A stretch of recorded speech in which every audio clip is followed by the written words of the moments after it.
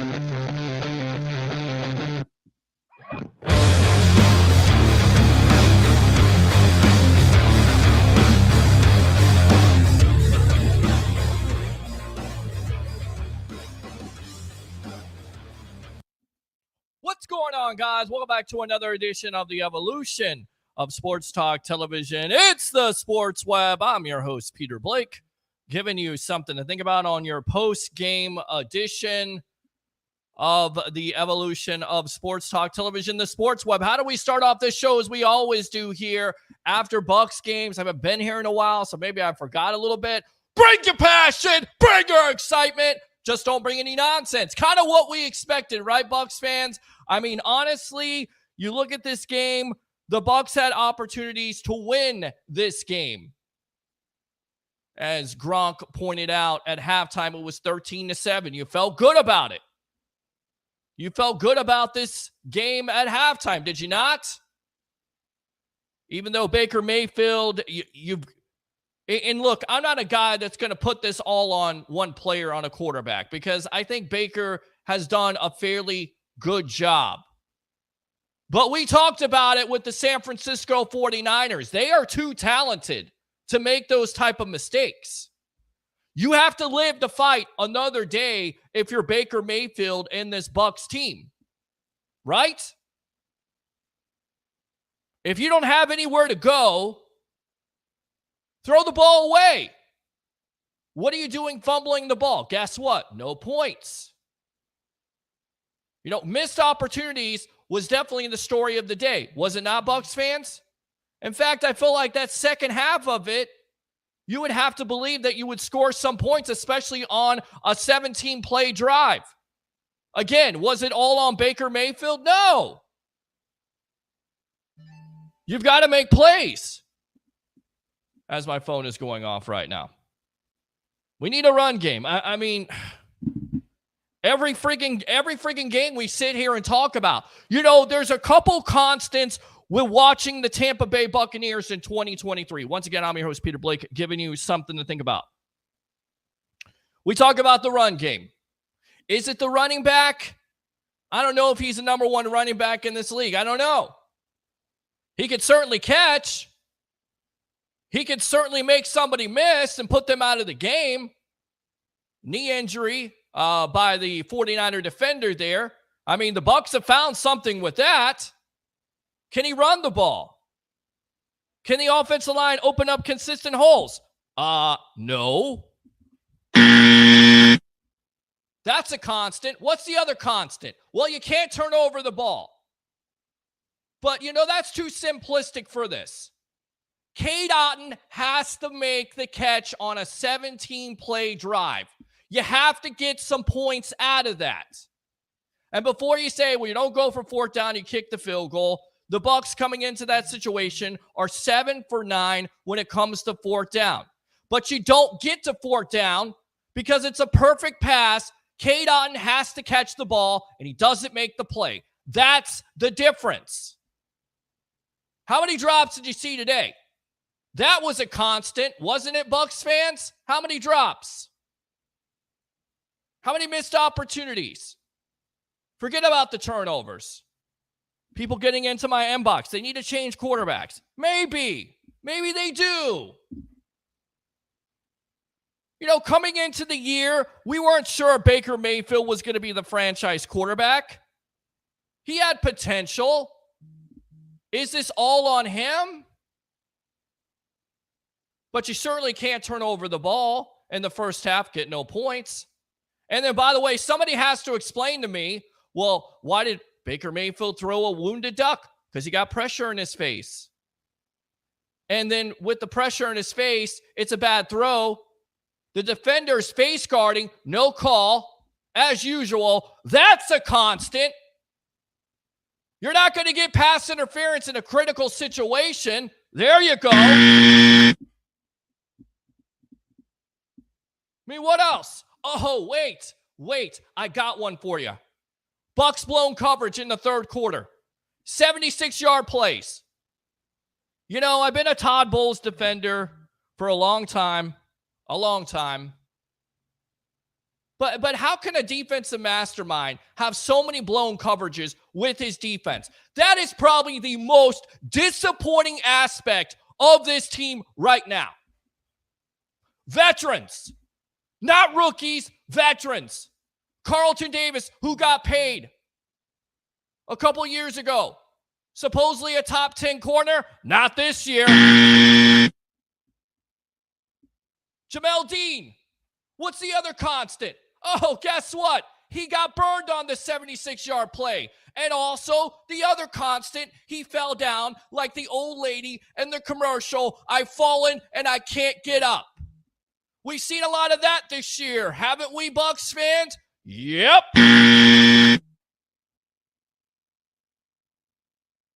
Veteran safeties, veteran secondary, cornerbacks getting paid money, big-time money.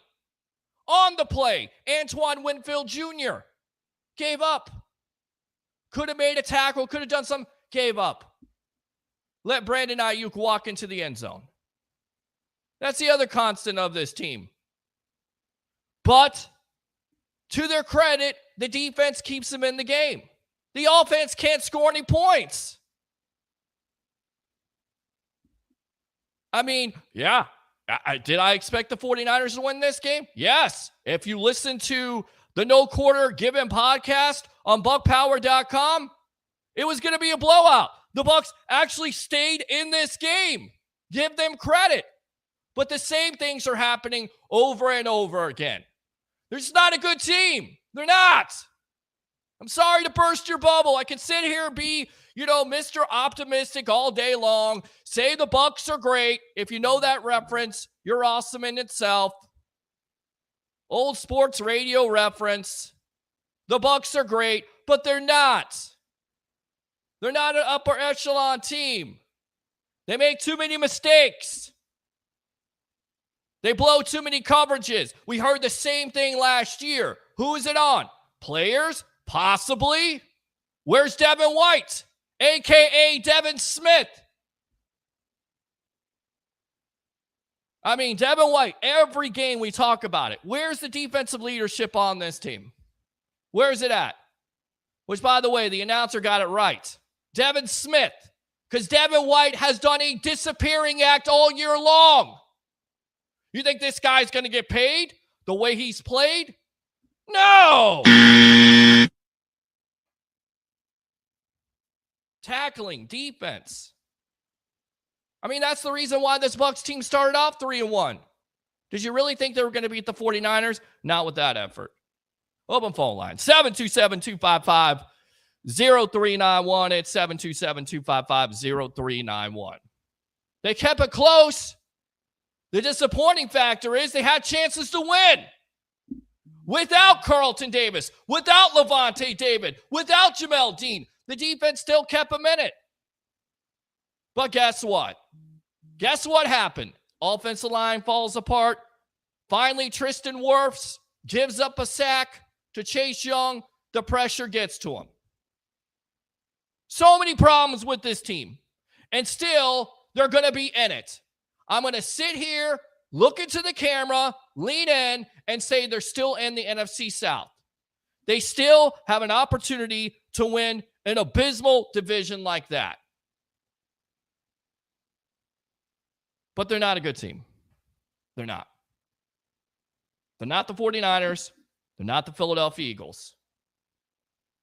And the difference is that the 49ers can make their mistakes and they're still able to overcome it. You know why? Because they're better. They have better talent. And furthermore, they most likely have better coaching. 727-255-0391. It's 727-255-0391. Open phone line, so let's go out to it. Stand by as we will go out to the phone lines here, as always, on the Sports Web. Light them up right now.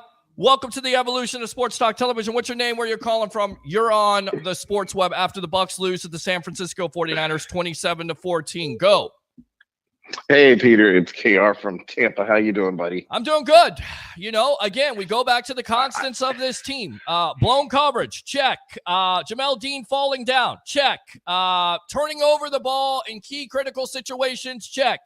Referees missing calls at critical times, check. No running game, check. Go ahead. Isn't this the weekly kind of thing that we've been noticing with this team for literally the last 2 seasons? It's kind of like we got dealt fool's gold. We all thought, hey, this Bucks team might be able to, compete for the division and maybe make some noise in the playoffs. We're over here looking at a team that's 4-6 now, can barely get into the playoffs because the division is so abysmal, like we've been calling it, and they're probably going to be a first round exit if they make the playoffs. But yes, I am honestly over the Tobol's experience and experiment. It's time for him to go. I need some leadership change. I honestly would say I want to see Jason Light either move up as a team president and bring up somebody else to become the GM, maybe Schultz and Quarles, because San Francisco is showing you the blueprint of consistency. Even though their coach has not won the big game, he's consistent and his team always succeeds, and they always seem to find diamonds in the rough in the draft. Look at the quarterback, Mr. Irrelevant. He showed up and he had a perfect passer rating. And we've had, one of the greatest quarterbacks that played the game for 3 seasons. He left, and now we got a journeyman that's played his way to, bust his behind. But he's getting a bad rap because the team, is underperforming with him, and it sucks because I feel bad for Baker. Baker's a good dude, and he plays his heart out, but his team is underperforming wholeheartedly, and this team is just frustrates the ever living hell out of me. And I think it's time. I really want the Glazers to be like, we need to change. We were on top of the mountain almost 4 years ago.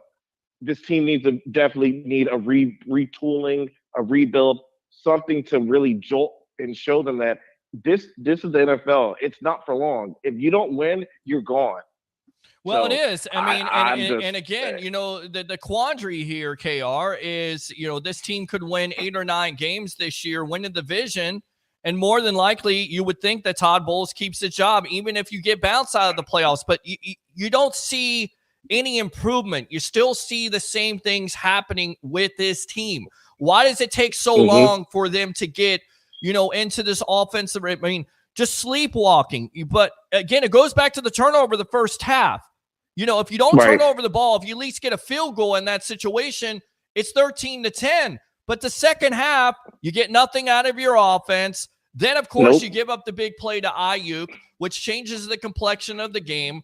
I mean, it's over and over again with, whether it's blown coverages or guys not showing up. And the most disappointing aspect of the Tampa Bay Buccaneers is they're not that young defensively. They've got 2 of the highest paid corners in the league.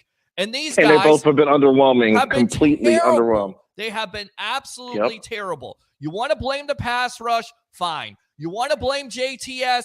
I'm with you. I've been with you forever. The JTS people out there who don't like him, who feel like he's not shown up, I'm ready to go to Yaya Diaby. Yaya Diaby had a great game today with 2 sacks. He's the future of this team. Clearly, JTS is just a guy at this point, in my opinion. Yep. But I completely agree. You had what? How many sacks today by this defensive line? The defense kept you in it. With all that being said, I don't know what it is. I mean, there's so many things. Your offense is not scoring enough points one week. Your defense is not stopping them. There is no marriage at all between this team. They can't figure out what they are. There's no identity. Here is what they are. They're going to give up big plays during a game against top teams. They're not going to be able to run the ball. Enough with trying to run the ball. They're not going to run the ball. In fact, I thought Dave Canales the first half, called it very well, called a very good game. I think there were still times where you shake your head and like, why are you running the ball on first down in the middle of the field when it's going to get you 2 or 3 yards at a time? I don't get it. But, I mean, there is no identity in this team at all. Tell me something also, KR, and I'll let you go on this. Why does it take so long to get a guy like Mike Evans and Chris Godwin in the game? 0 catches for Chris Godwin, 1 catch for a touchdown for Evans. What is up with that? I just don't understand it. Like, I don't get it. This is called the Todd Bowles experience. We've seen it in Arizona and now in New York with the Jets, and now we're seeing it with the Bucs. It's just, it's like Jekyll and Hyde. You have Jekyll for like half the game, and then you see Hyde the second half. And it's like, what's what with this team? Like you said, this team has no identity. We don't know if we're going to be a running team or we're going to pass the ball down the field and strike you that way, or we're going to lean on our defense. This team don't know what the hell it wants to be honest. It's frustrating. It really is honestly frustrating. And watching, like you said, watching Evans and Baldwin just had donuts for the first half was insane. And I'm sitting there like, what am I watching here with this team? Yeah, And I mean, I just said that I thought Canales. Canales called a great game, but I don't know how you can call a good game if you can't get Godwin and Evans involved in the first half somehow, and then it takes the second half, and then finally you find Godwin. I mean, I don't know. I think this shows you that Canales is he's an inexperienced play caller, and he doesn't understand the strengths of this team. And I think he's starting to see that if you get Rachaad White moving around and not just run the football, he is dynamic in the passing game. The dude is breaking ankles, which is scary. And I was just like, oh my God, why doesn't this guy do this every week? Yeah. Is this something that they just thought about? It's like, hey, I have a great idea. Throw the ball to Rachaad White in the middle of the field. He can make, plays out of nothing, which he's showed consistently the last few weeks. And like you said, this team is just, and this is what gets me to it with Coach Bowles. You had 3 timeouts, right, for the first half. Yeah. Why do you continuously don't use them? You just let them sit in your pocket. Because you don't have confidence. Because you don't have confidence in your offense. You don't feel like your offense is a quick strike ability, which it is to a certain degree. But I don't understand it either. I mean, week after week, there's another constant. Besides Jamel Dean falling down and blowing coverages and Devin White not showing up, Todd Bowles keeping 3 timeouts in his pocket. That's a constant. It most likely will happen next week. It most likely will happen next week. KR, thanks a lot for the call. Appreciate you as always, my friend. Yes, you too. Mr. Use that second call right there. Open phone line 727-255. 0391. It's 727-255-0391 as I'm trying to figure out this whole tech situation. Tell you what, let's go back out to these comments here. Anthony Richardson, Colts Messiah says first. Tell you what, let's go back out to the phone lines. Welcome to the Evolution. After the Bucs lose to the San Francisco 49ers 27-14. What's your name? Where are you calling from? My name is George, and I'm from Land Lakes, Florida. What's going on, buddy? How you doing? All right. It didn't take me like 2 seconds for me to open my phone and see we were down 7-0. Mm-hmm. Early. You were down there early, and you're absolutely correct. You're absolutely correct about that. Another slow start by this team. Another constant with this Tampa Bay Buccaneer team when it comes to 2023. That's how it is. It's been a slow start. It's been a slow starting team. Again, they had opportunities. They stayed in the game. At least they weren't being blown out by halftime. Gronk's words. And you had opportunities to score points, and Baker turns over the ball. I mean, that's a big deal. As much as I don't want to put it necessarily on the quarterback, if you're not getting points when you're driving and you're turning over the ball when basically you can live to fight another day, throw the ball away like you should, and you don't, that's going to end up costing you. Because as we talked about with these upper echelon teams, George, you nearly have to play a perfect game. And if you don't play a perfect game, guess what? Most likely you're going to lose, right? Exactly. All right, what else? I believe that the offensive coordinator is not doing his due diligence on the defense. He's not studying them too well.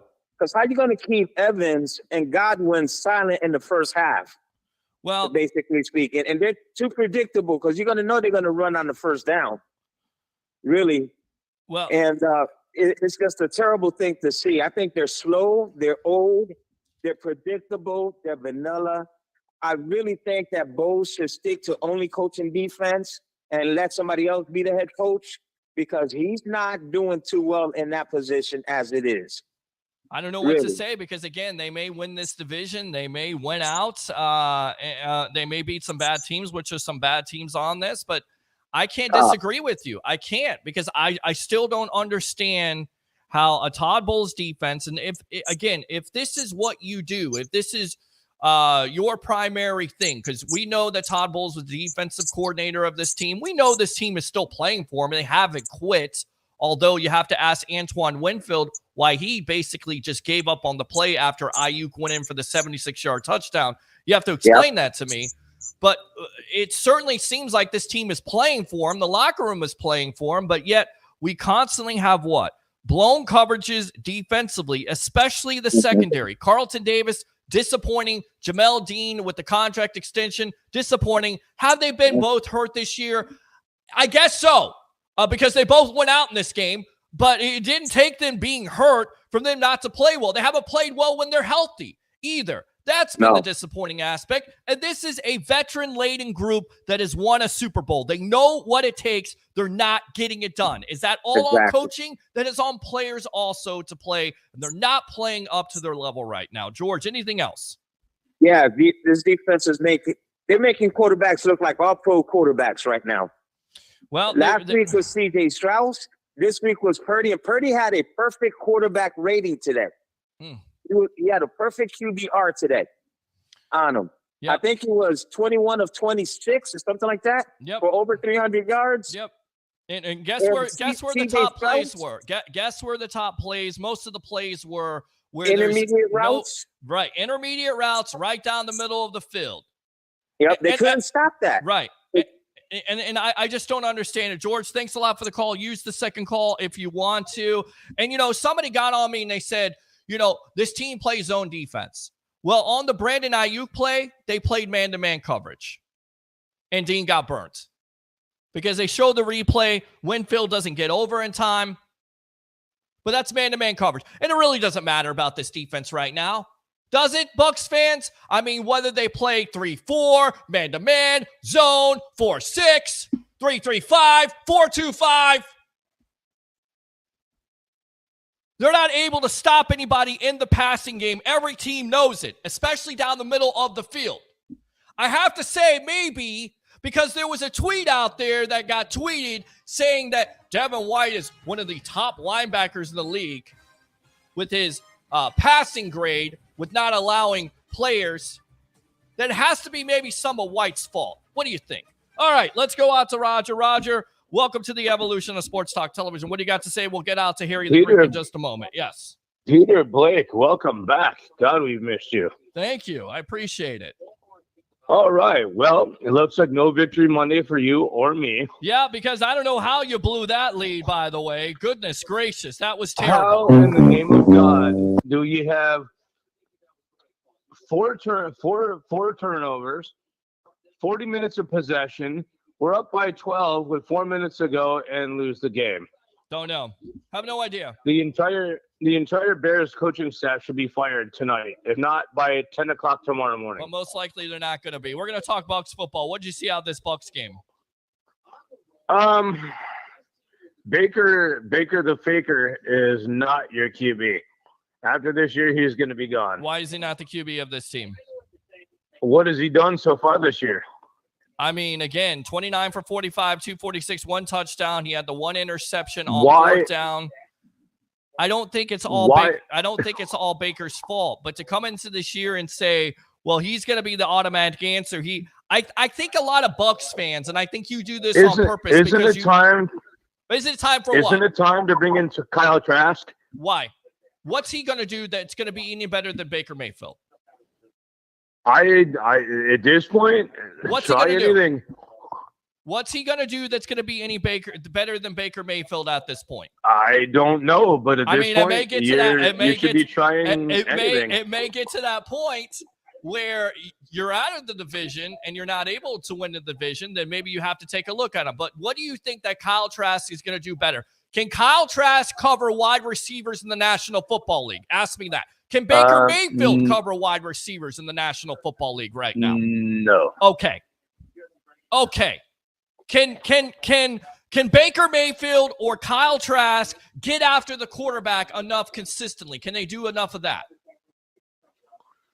No. Okay. So then, again, going back to the usual question, what is a quarterback change going to do besides seeing what you have in Kyle Trask? Well, why not do it? Play him 4 or 5 games. Why not do it? All right. See what you have for next year. Perfect answer. All right, Roger. Thanks a lot for the call. Let me go back out to my co-host here, Mr. Harry the Greek. Here we go.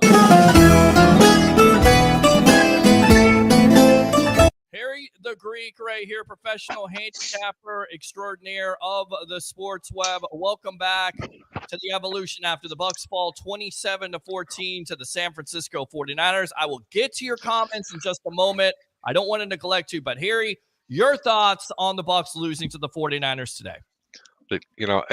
You can point 100 fingers at different things. I'll start with Baker Mayfield. Played a decent game, couldn't take the pressure, very ill-advised pass. Yep. Offensive line did not play very well. San Francisco got there on a 4-man rush. Baker shouldn't have thrown that last pick like that. That was just a very poorly thrown ball. But I'll tell you what, that offensive line looked like Swiss cheese. You can blame the coaching staff. There's enough blame for everybody out there. How about this, guys? How about just saying you got beat and you got your ass beat by a much better football team? Yeah. It's just simple as that. Right. They just weren't ready for that game. They're not in San Francisco's league. Tampa's not a horrible team, but before everybody starts talking about fire Bulls, fire this person, fire the defensive coordinator, cut everybody, don't sign Mike Evans, see what you have. And I do agree with your last caller. Yes, I think it's time to make a switch at quarterback, not because he's playing that poorly, merely because you got to see what you have in Kyle Trask. This is the end of it. You have to do something. If it's not this game coming up, and if they, let's just so happen to say they do lose, Pete, then you put in a Kyle Trask to see what's going on. Yeah, I just don't think it's time. I don't think it's time yet because you're still in this divisional race. Let's see what happens with New Orleans this week. Well, is it New Orleans this week or is it Indianapolis? I thought it was Indianapolis this week. No. Let's see what happens with New Orleans on their next game. Oh, okay. I mean, it's okay. just that's all. Okay. That's really that's my only opinion on the game. I mean, they got their ass beat. It's just handed to them. I mean, they were in the game. They were in the game. I mean, they had chances. They were in the game. A couple of turnovers. There's a big difference. Okay, but exactly. they just got outplayed. It's just simple as that. I mean, and a lot of people will say, again, put Trask in. Baker had some turnovers today. He definitely had some turnovers. There on fourth down, just a duck. I don't think it was an ill-advised throw. I think he was throwing. Never should have made that throw, Pete. Well, I think there was pressure in his face. He makes the throw, and you could also make the point that the defender is face guarding Mike Evans, and basically you get no call at that point, and it gets intercepted. So they let him play usually at that point, but he never should have made that throw. Yeah, just shouldn't have. Yeah. I would have stepped if I could have. I would have stepped to the other side. I mean, Tristan Wirfs looked human today. I mean, really? Young made him look like he was sitting on a turnstile. No, I think later on when he got hurt, I think, his first sack he gave up the season was later on in the game. But overall, I thought the offensive line did a pretty good job with keeping everybody in check. And again, there were some moments in this game where the Bucs had opportunities, where they do get a call there at the goal line with K-Dot and being interfered with, and you get your first touchdown there. To put you in the game. And they were in the game in halftime, 13-7. Again, I did not think the Bucs were going to win this game. I don't think they were good enough. I don't think they were talented enough. In fact, I thought they're going to get their doors blown off. They stayed in the game. The disappointing thing is that the way you're losing right now is the way you've been losing throughout this whole process, which once again, people say, play zone, play man-to-man. Jamel Dean goes out in this game with an injury. But clearly he's been burnt all year long. What do you make of the secondary, which has been highly disappointing? And I'll say this, with the 76-yard touchdown, Antoine Winfield Jr., who's a guy who's been all about effort, basically gives up on the play. I mean, make some sense of this. You continue to see blown coverages, blown plays, guys wide open, no Bucs defenders around. I thought Todd Bowles was the defensive coordinator on this team. I thought he was a defensive mastermind, and yet we go back week after week and see the same things that are happening with this defense. Why? Because man up, they got outplayed. Again, I'll repeat it again. They just got their ass beat by a team that was better. And you know what? When you're offensive coordinator, you want to blame somebody, you better start blaming Canales, because when you were in the game, you don't throw the ball 45 times and run the ball 18 times and want to expect to have success. You got to run the football, Pete. I'm sorry. You just have to. Whether you're successful or not, you got to run the football. And if they did, that keeps San Francisco's offense off the field. Okay. Running the football creates a lot of things downfield for them. And that's part of the reason why that ill advised pass came, because Frisco knew they were in a passing situation. Right. Okay. And it's really hard to beat Bosa and Young when they know they can just pin their ears back and Sure. go after you. I mean, it's just it's a good position to be in if you're a San Francisco fan, because I that definitely think defense is stout. I definitely think Canales needs to be blamed about it, but I think you look at the matchup overall against the secondary. If you give Baker some time, you would be able to expose that. But guys in that secondary, even guys going out, Jahir Brown coming in for an injured player in Kafanga, Kyle Mafunga, who basically got faked out by Rashad White on the play there where he gets a screen. He goes out of the game, and automatically you get a strike to Cade Otton. I mean, that's good coaching at the end of the day, but still you have players in that secondary making plays. But Cade Otton, when you get the opportunity, so you don't have to get to that fourth down, you have to make that third down catch, and you don't do it. And we've seen that also happen this year. And that's the big time difference. People want to say, well, it's not just one or two plays that make the game.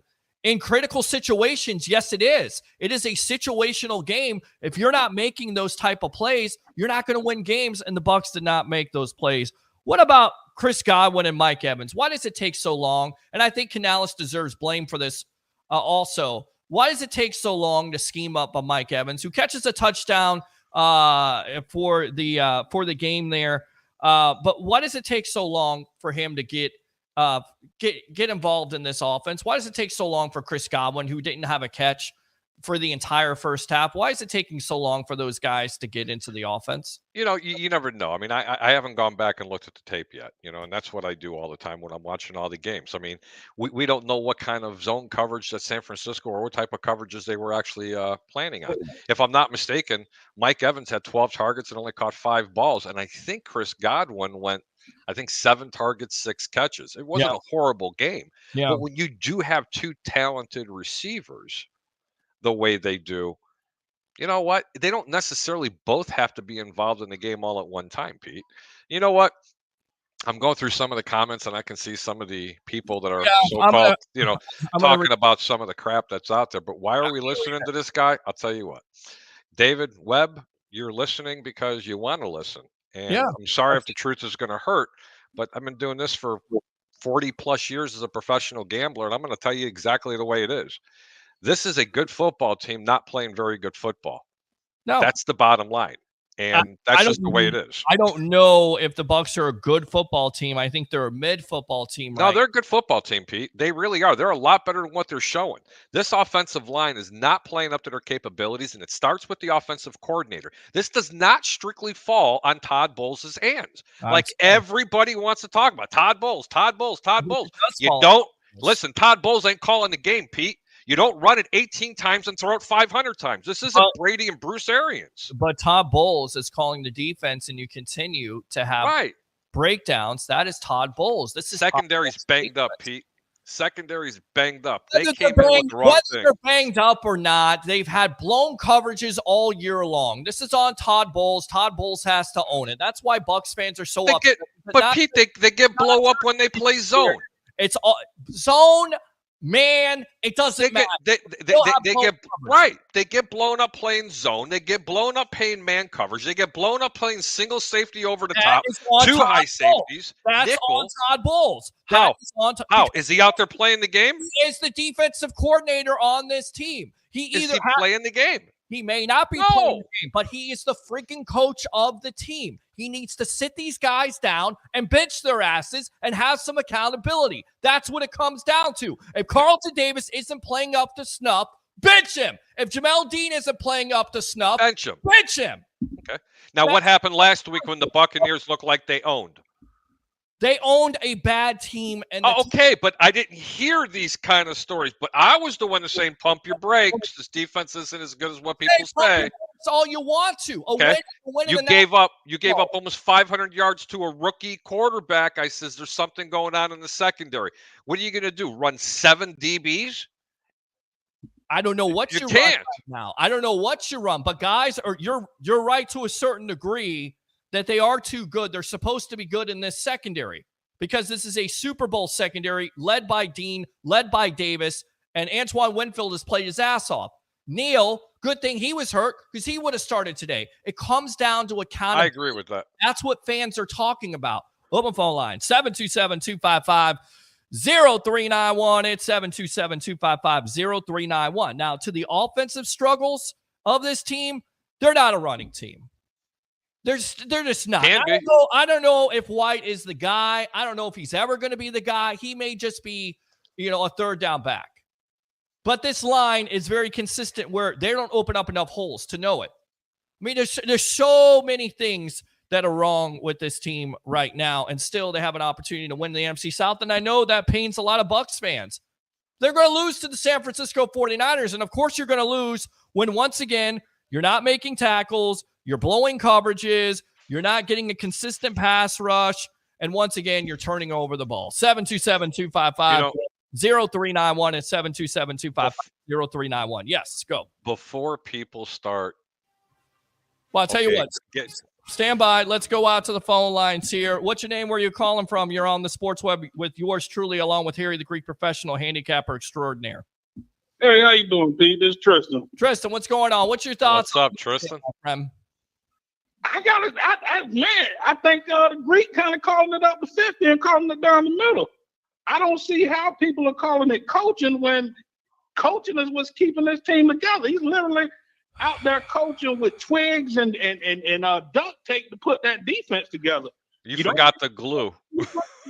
Well, correct. You do need the glue, and it's not Gorilla Glue. Tristan, no, it ain't. I wish. My point has been that the unit for me that has been the most disappointing of this Bucs team, I thought was going to be the best. I thought Carlton Davis, Jamel Dean. Again, it just doesn't fall on Antoine Winfield Jr. You got Ryan Neal, who's a top safety in free agency. Supposedly, he's shown definitely he's not a top safety. It's called accountability. If both of those players are not playing well when it comes down to it, you need to bench them. That falls on Todd Bowles. As a defensive mastermind, why do we continue to see year after year, the last 2 years especially, blown coverages? And what are we going to hear in the press conference tonight? Well, it was a communication flaw. It was this. It was that. That is on coaching. Yes, you could sit here and say it's on players. Yes, you could sit here and say that it's on execution. But a lot of this has to fall on Todd Bowles. I'm sorry. He's not only the coach of this team, he's the defensive coordinator, and his defense is failing right now. But here's the thing about that. And I would agree with you in a scenario like this, but I would adamantly disagree. And the reason why I would disagree, you don't pay two corners top 10 corner money, and you don't play the corner. So to the ideal of benching these corners who are paid as top 10 corners, as Dean and Davis are, that's not going to happen. If they're not playing, that's the problem then, because you're going to continue to see the same old stuff. Devin White every week, and the announcer was calling him Devin Smith. He may be a Devin Smith. Who knows? We haven't seen Devin White the last couple of years. We haven't seen Devin White all year long. He's been a man on a milk carton. This guy wants a contract extension. Where is he playing Let me interject just a smidge here, gentlemen, okay? Go ahead. Yes. This secondary the past 5 years, you guys can call it what you want. Even in the Super Bowl run, they were average, okay? They were average. The reason why they looked above average is because that front four, or let me repeat, the front seven was really getting after it. And I'll tell you what, you get a good front seven, they can make your secondary really look really good, even if they're not that great. Something's going on in the front seven on this team. Pete, you hit it right on the head, because the secondary is being exposed. And I don't think it's just Todd Bowles' fault, because no matter what he's doing, he's not blitzing as much as he was, and they're still getting torched. I know what the answer is. I don't. I came into it, whether it's man-to-man, zone, 3-4, 4-6, Tampa 2, cover 2, I don't know, Pittsburgh Steelers defense right now, it's not getting done. They're not playing great defense. They're not doing enough to stop teams. And again, I'm going to go back on this. I had no expectations of this team winning the game. I did not. The sad thing is they had their opportunities, Tristan, to win the game today, and this falls on Baker. This falls on the inability of the offense to scheme to get Chris Godwin involved in the first half. Instead, it takes the second half to scheme to get Mike Evans involved until the second half. I mean, how many times do we talk about Chris Godwin and Mike Evans not being involved in this game plan? In order for this passing game to work, you have to get these guys involved more, right? I totally agree, but I think that more so falls on the quarterback. I can't 100% fault Canales for scheming them up, even on the turnover drive. That was good play calling. The fact that he's found the run game to be ineffective and he's screening Rashad White to try to get him in space, that's good coaching. I think that it's Baker who's not throwing the ball downfield. He's not seeing it. Exactly. In the first half, we only had 3 possessions. And to sit back and say that the offense isn't clicking, that's on Baker. He's not pushing the ball to these $40 million worth of receivers that we have. Yeah. And they were really trying. They were really trying to feature Trey Palmer a little bit today in this game, and I did notice that, and that could have a lot to do with it. And I don't know this to be factual yet, because again, I haven't had a chance to look at the tape yet. That could have been because of the coverage protection, and Trey Palmer was kind of open in these things, and maybe that's why he was looking for him. So I'm not really going to know. Hey guys, look, man. The Tampa Bay Buccaneers were playing probably arguably the best defense in the National Football League next to the New York Jets. Okay, this is not an easy game plan, especially traveling 5 hours out west and then having to go up against Bosa and Young and the rest of the boys out there.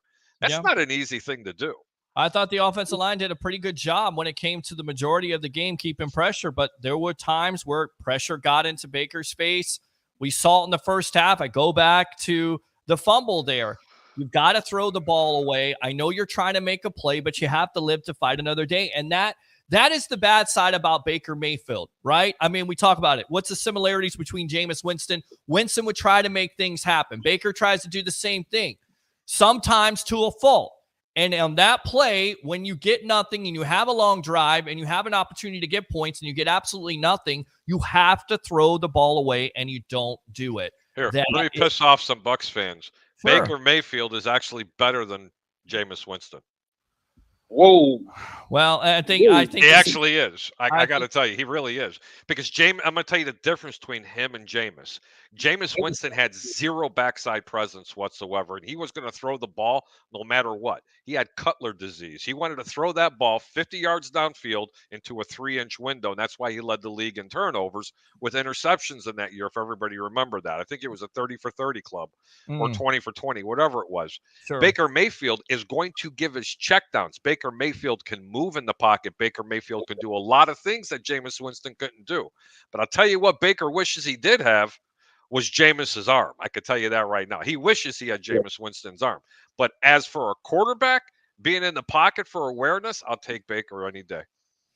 Well, let's stay on that for 1 second. I want to point to you a great disparity here and why Jameis had the issue and why we're starting to see Baker have the issue with turnovers now.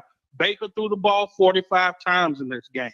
Yep. Jameis Winston was throwing the ball 35 to 40 times a game, and he didn't have a coordinator who at least would try to run the ball 18 times like Canales did. So that's a great difference right there.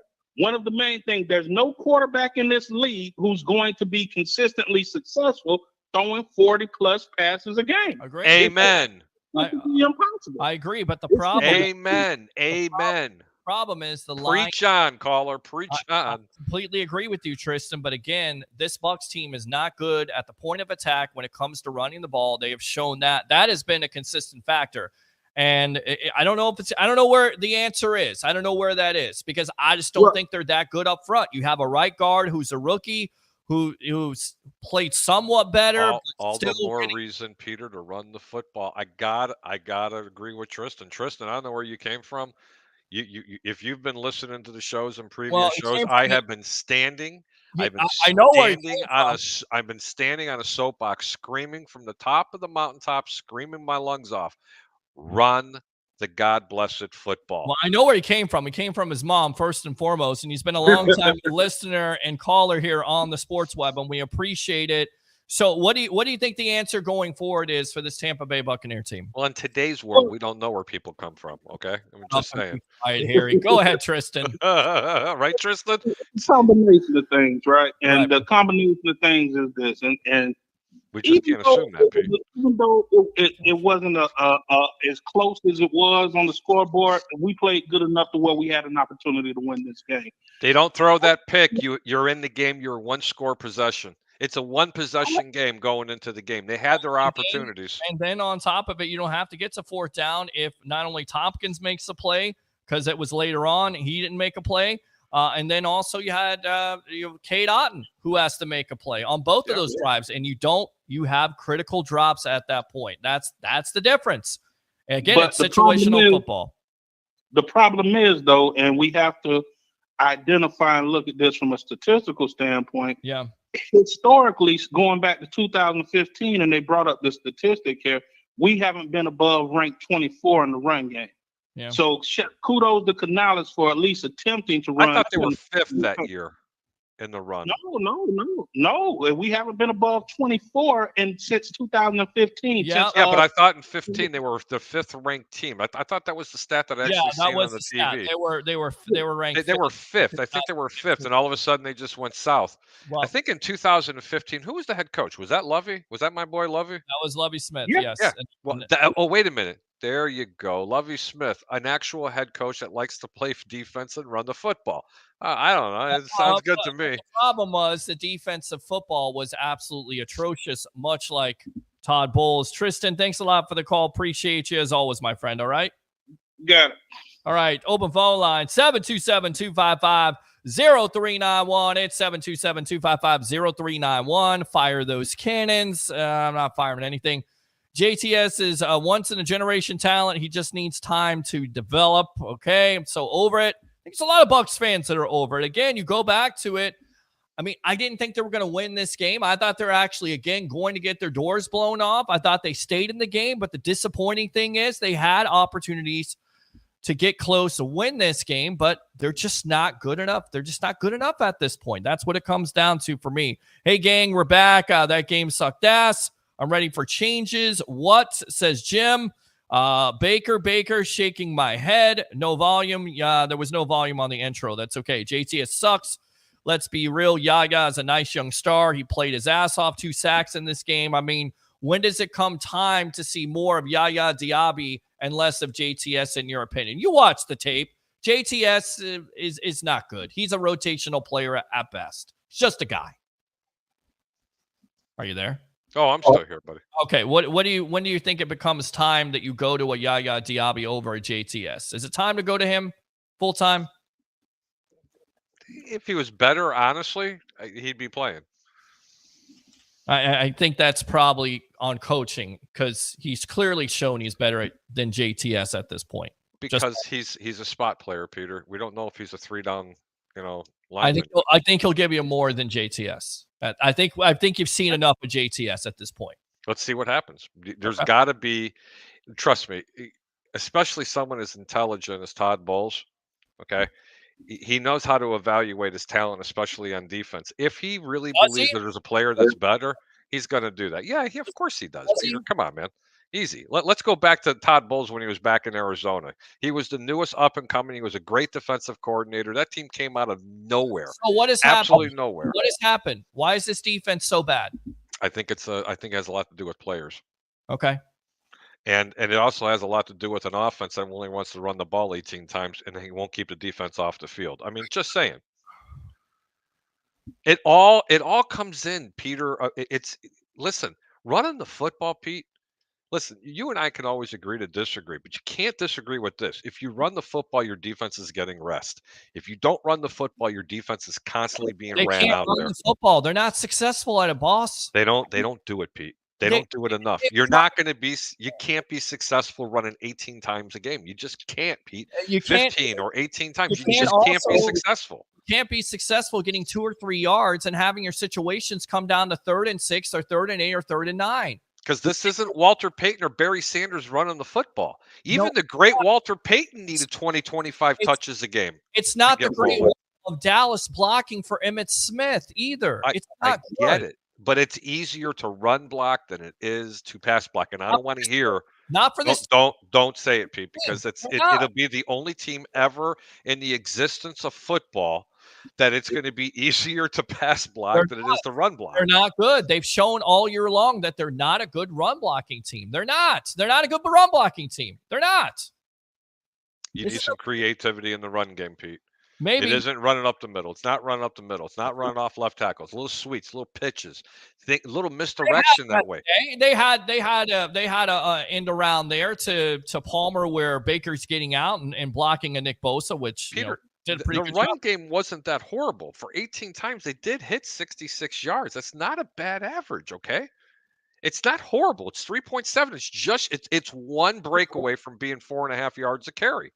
It's just shy of 4 yards, man. I'm looking at the stats right now. For this. I mean, White ran 9 times. How do you expect to get going only carrying the ball 9 times? He averaged 3.3. Because you're down early, because you're down in the game at that point. Because why? Todd Bowles' defense is giving up a big play. So basically, you're forced to be a one-dimensional team. I mean, that's what it comes down to, right? You have some validity there, but you got to run that ball, Pete. They can't run the ball, Harry. As much as I want them to run the ball, as much as you want to run the ball, as much as Dave Canales and this offense wants to run the ball. No, I don't believe he does. That's the problem. I think this team got it wrong by bringing him on. I'm just being right up front with you. I know you interviewed him. You think the world of him. You guys can talk football. But when I'm watching out there, it has absolutely nothing to do with his coaching ability.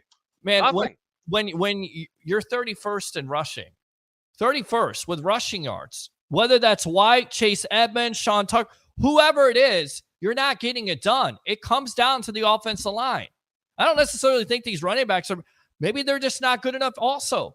I mean, it's a combination. I think White is. I think White could be a top tier running back in the National Football League. I don't know what he is. I don't know what he is. What I do know, actually, I'll take that back. I do know what he is. He's a guy who can catch the ball out of the backfield. As far as the number one running back, I don't know if he can get it done or not.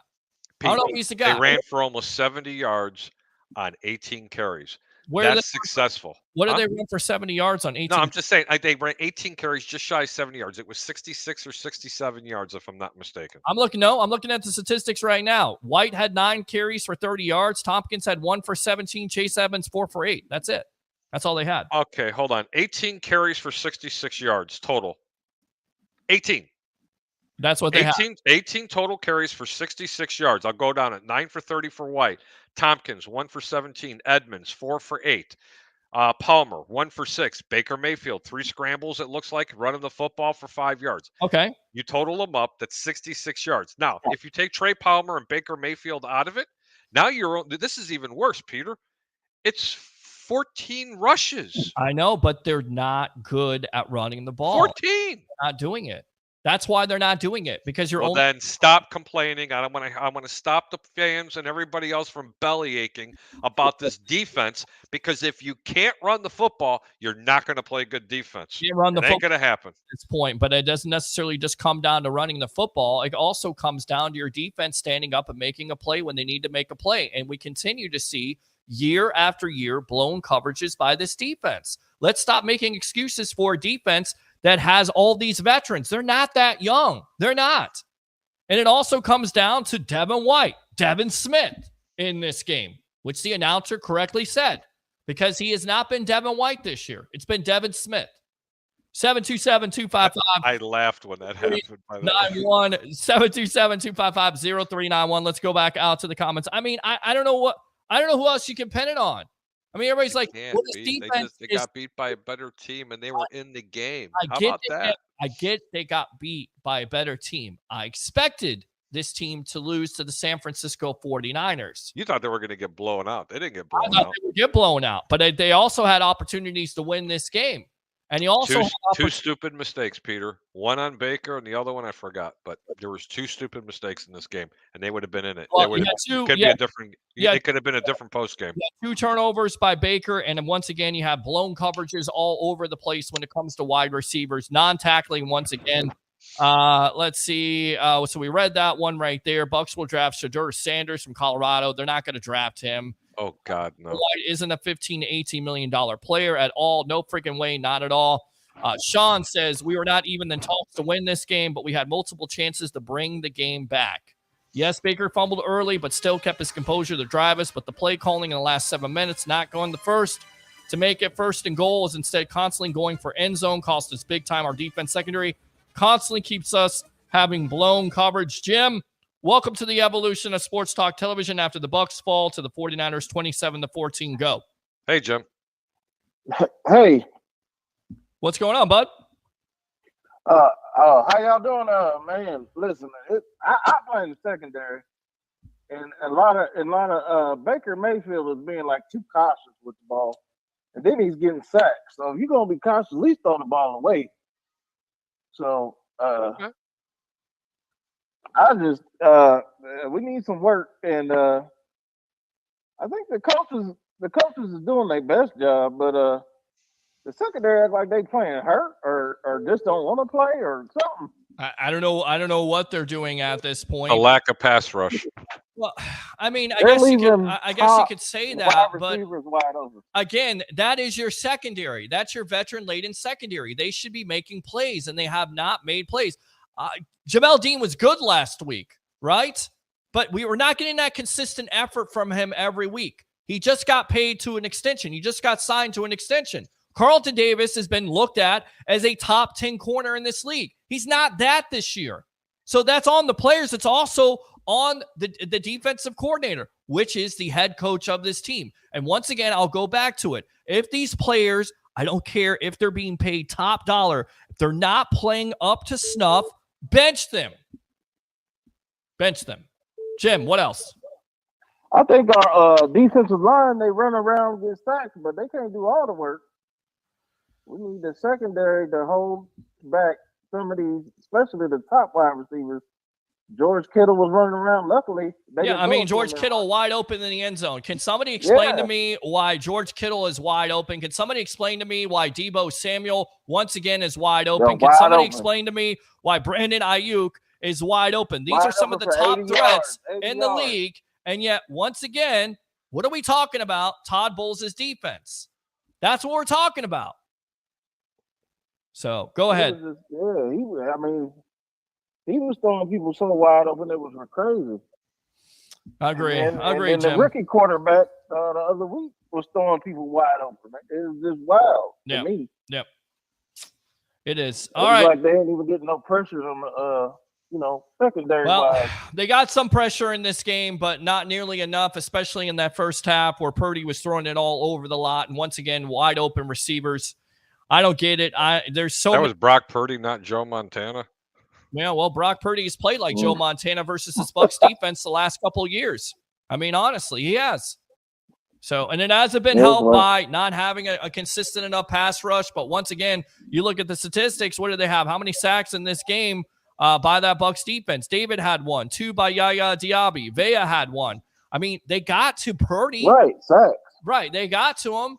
But we're not getting deflections or picks. That's what we need. Yep, you're not getting any turnovers. And again, who was the guy who was talking in the offseason about turnovers and wrecking shit and all this other stuff? Carlton Davis. And he's completely not shown up this year. Jim, thanks a lot for the call. Appreciate you as always, my friend. All okay, right. Use that second one. Matt Colson, I saw that you were going to call in. Call back if you want to.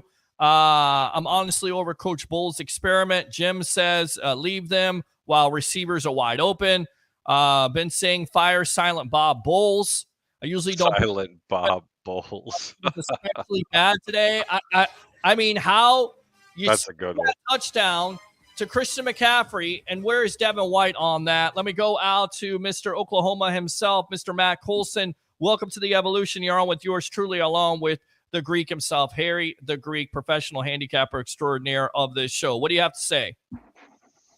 Well, I don't think we were going to go undefeated all year, so this is not time to panic. But we only beat teams that we can beat. We're not coming back and playing quality teams like the 49ers and putting the game together like we did the week before. Agree. And and again, I'm watching it from 100,000 miles away, but it just doesn't seem like we can step up. I think, Baker does his thing. He gets one interception. and the rest of the game he's playing himself to death. The defense today, one of them got injured, and as soon as he went to the sideline, he was out for one play. The guy that replaced him got smoked. Yep. And they do that all the time. There's a drop off between Zion McCollum right there. Zion McCollum, Jamel the Dean guy. goes out, and I think it was him. Was it? No, excuse me. It was Levante David that goes out, Savashi Dennis. And of course, who's wide open in the end zone? Greg Kittle, wide open. How do you lose one of the best tight ends in the league? I will never know. It's easy, man. He's only like 250 pounds. I mean, it's like you turn sideways, you don't see him. I mean, that's coaching. That's on coaching. I mean, where do you stand on where do you stand on Todd Bowles, Matt? His defense is good when it's all the starters. We hold teams to 3 all the time, and then all of a sudden the wheels come off because we don't come back. Today we were down 7. And then we got like a field goal or something like that. And by halftime, we scored a second touchdown or whatever. It was closer. Right. But when they came back in the second half, we gave away a touchdown, in less than 5 plays, right? They went 100 yards in like 2 tosses. 3 catches, 3 plays and 98 yards. And that was the 76-yard big play to Brandon Ayuk. Yes, absolutely. Right. Yes. In the first half. Quality defense by Todd Bowles. Yes.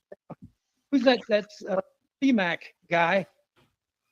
Duked Devontae 45. You got it right. Devontae, that's what his name is now. Devontae Smith. Yeah. Yeah. He went to the left from the man coverage, and on the play, it just scooped him. Thank you. Opposite side of the flow, and put C-Mac was wide open for a huge gain or a touchdown or whatever it was. For a touchdown. Yep. First half for the first touchdown. They scheme him open. He's nowhere to be found. Devin White confused. As always in coverage, by the way. In coverage, giving up a touchdown. Shocking development. Devin White not good in coverage. Shocking. Completely shocking. Are you sure that Devin White's no good in coverage? Well, according to the tweeters out there. Can you give me the PFF grade, please? I'd feel better. He's 4th. According to Pro Football Focus, he's 4th with giving up only 65% or something along the lines of that. Something. Everybody, look, Devin White's great in coverage. It defeats the narrative. Look at the film. He's getting beat once again. Go ahead, Matt. Yeah, that deal with that particular play was the sign of the times for the whole damn rest of the game, because we were getting beat like a bunch of punks by a team. I'm doing Stevie Wonder. Well, and I think you're trying to cover Devin Smith there. You're trying to do coverage of Devin Smith. Matt, thanks a lot for the call. Anything else here, my friend? No, just turn it around, man. We still got time. We're in the. I mean, I get it. They're going to turn it around. Maybe they're turning around against a bad team like Indianapolis. And again, they have a limit to themselves. I think it could be anybody in the NFC South if they play their game. They're not going to beat anybody upper echelon at this point. Not the way they play against them. They're just not going to. They missed too many. We're going to make playoffs. They make too many mistakes. And for some, they don't run the ball. Did you know that? I know they don't run the ball. Again, one of the constants that I said in the show, that's one thing you could definitely, put a bow on this team, is they don't run the ball enough. They don't run it successful enough. Furthermore, they have problems with starting off in a game. It's always a constant with this team. Matt, thanks a lot for the call. Use that second call if you want to, my friend. All right. Take care, Matt. Appreciate you, boss. All right, Harry, I know you got to get out of here because you got a next game coming up. Next game coming up. I got to bet a lot of money coming up in this game. I'm looking for Denver to cover the 2 points against Minnesota. The Josh Dobbs experience will be officially over in this game. Pete, thank you so much for having me on. It's not the end of the world, brother. Don't forget to hit that like button. Share the show. Put it on someone's timeline, especially on YouTube. Peter, I might come back on after I get it all taken care of. You guys take it easy, and thanks for having me on. Appreciate you. There you go. Harry, the great professional handicapper extraordinaire here of the Sports Web. As always, enjoy the games. Open phone lines if you want to talk about it after the Bucs fall to the San Francisco 49ers 27-14. What did you see from this game? Again, 727-255-0391. It's 727-255-0391. Let's go out to Cole. Cole, welcome to the Evolution. Your thoughts on the loss? Turn your phone down because I can hear your. Okay, hang on one sec. There we go, my friend. Talk to me. What did you see out of this game after the Bucs fall to 4-6? All right. Well, first of all, it's a shame that the Greek had to leave because they had a 13.5-point spread in that game, first of all, and they lost by 13. That's I mean, wow. First of all, like Vegas, that's how Vegas makes all this casino. That's how Vegas makes all its money. It's so close. Sure. Second of all, you gotta have some corners that can catch. I mean, I made the comment in the comment section, but you can skip it when you get to it, man. I'm telling you, you got to have corners that can catch because the best chance for this team to get an INT is Levante David, and he is not the guy he used to be. I mean, he's old, so don't get me wrong. I mean, he's been here. He's awesome. I am a big fan, but if he's your best guy to intercept the ball, you're in trouble. Well, and then he went out with an injury in this game. He was out in the game with a groin injury, so that could be a lingering issue. You may be without him. Again, you miss Dean, you're missing Davis. They're out of the game. They've been out of the game, whether they've been healthy or not. They haven't played up to snuff. They haven't played in this game. Was Dean in the game at all? I mean, I saw him diving and missing he was wide in the receiver. He was falling down on the ground. Falling down on the ground. Yeah, that's it. I really and on top of it, 14 carries is not enough. I mean, it's not enough. I don't care if you get 2 yards a carry. If you're only attempting to run the ball 14 times, you're not going to run the ball. You're not going to run the ball well at all. You need at least 20 carries a game, regardless of what offense you're running. I don't care if it's 1985 or 2023. I don't care. You need at least 20 carries. And this offensive coordinator, who is a brand new offensive coordinator, never called plays before, and he comes from an offense. That's not what I don't understand. He comes from a team that knows how to run the ball. I mean, they run the ball 60-some-odd% of the time. Well, they got the players to do it too. I mean, they got the upfront guys that can do it. And again, that's probably the biggest weakness. And people want to say, well, you draft a quarterback. Well, maybe you do draft a quarterback. Maybe you draft a top 10 quarterback. I don't know if you're bad enough to do that at this point. I still think you can win some games. And I don't think Baker's going to get you bad enough. I think Baker's going to get you right smack in the middle. I think he's the best quarterback in this division, which isn't saying much. Right. But I don't think that Baker's bad enough. Baker's going to have you bad. This team is not bad enough to get a top-tier quarterback. No. They're bad enough to get a quarterback in the second round, maybe. I mean, who are you going to get a guy like the LSU guy? I don't know. Who's there? There's a lot of quarterbacks. I mean, you're going to get the guy from Arkansas, maybe. I would be interested in drafting possibly an offensive lineman. Maybe not necessarily or a tackle. 2 or 3 or 4. Well, Tristan Wirfs, I think, is your left tackle. I think Luke Gedeke's done a fairly decent job to a certain degree. I think it's your interior line. Right guard, I think you're set there. With Cody Mock, you're going to see what he's got next year and the rest of this year. Left guard could be a spot. And, of course, the center position. Center is big.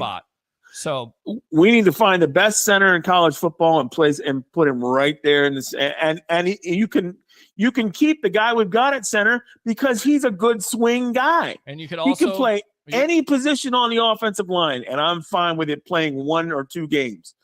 Well, there's moves on this team that they're going to have to make, and most likely you're going to lose. I don't see Devin White re-signing with them. I don't know. I think Carlton Davis and Jamel Dean are done with this team. Maybe Carlton Davis, maybe not Jamel Dean. I don't know how that salary cap situation works, but I think this is probably the most disappointing aspect of the Bucs in 2023 is their secondary. Cole, do you agree with that? I do.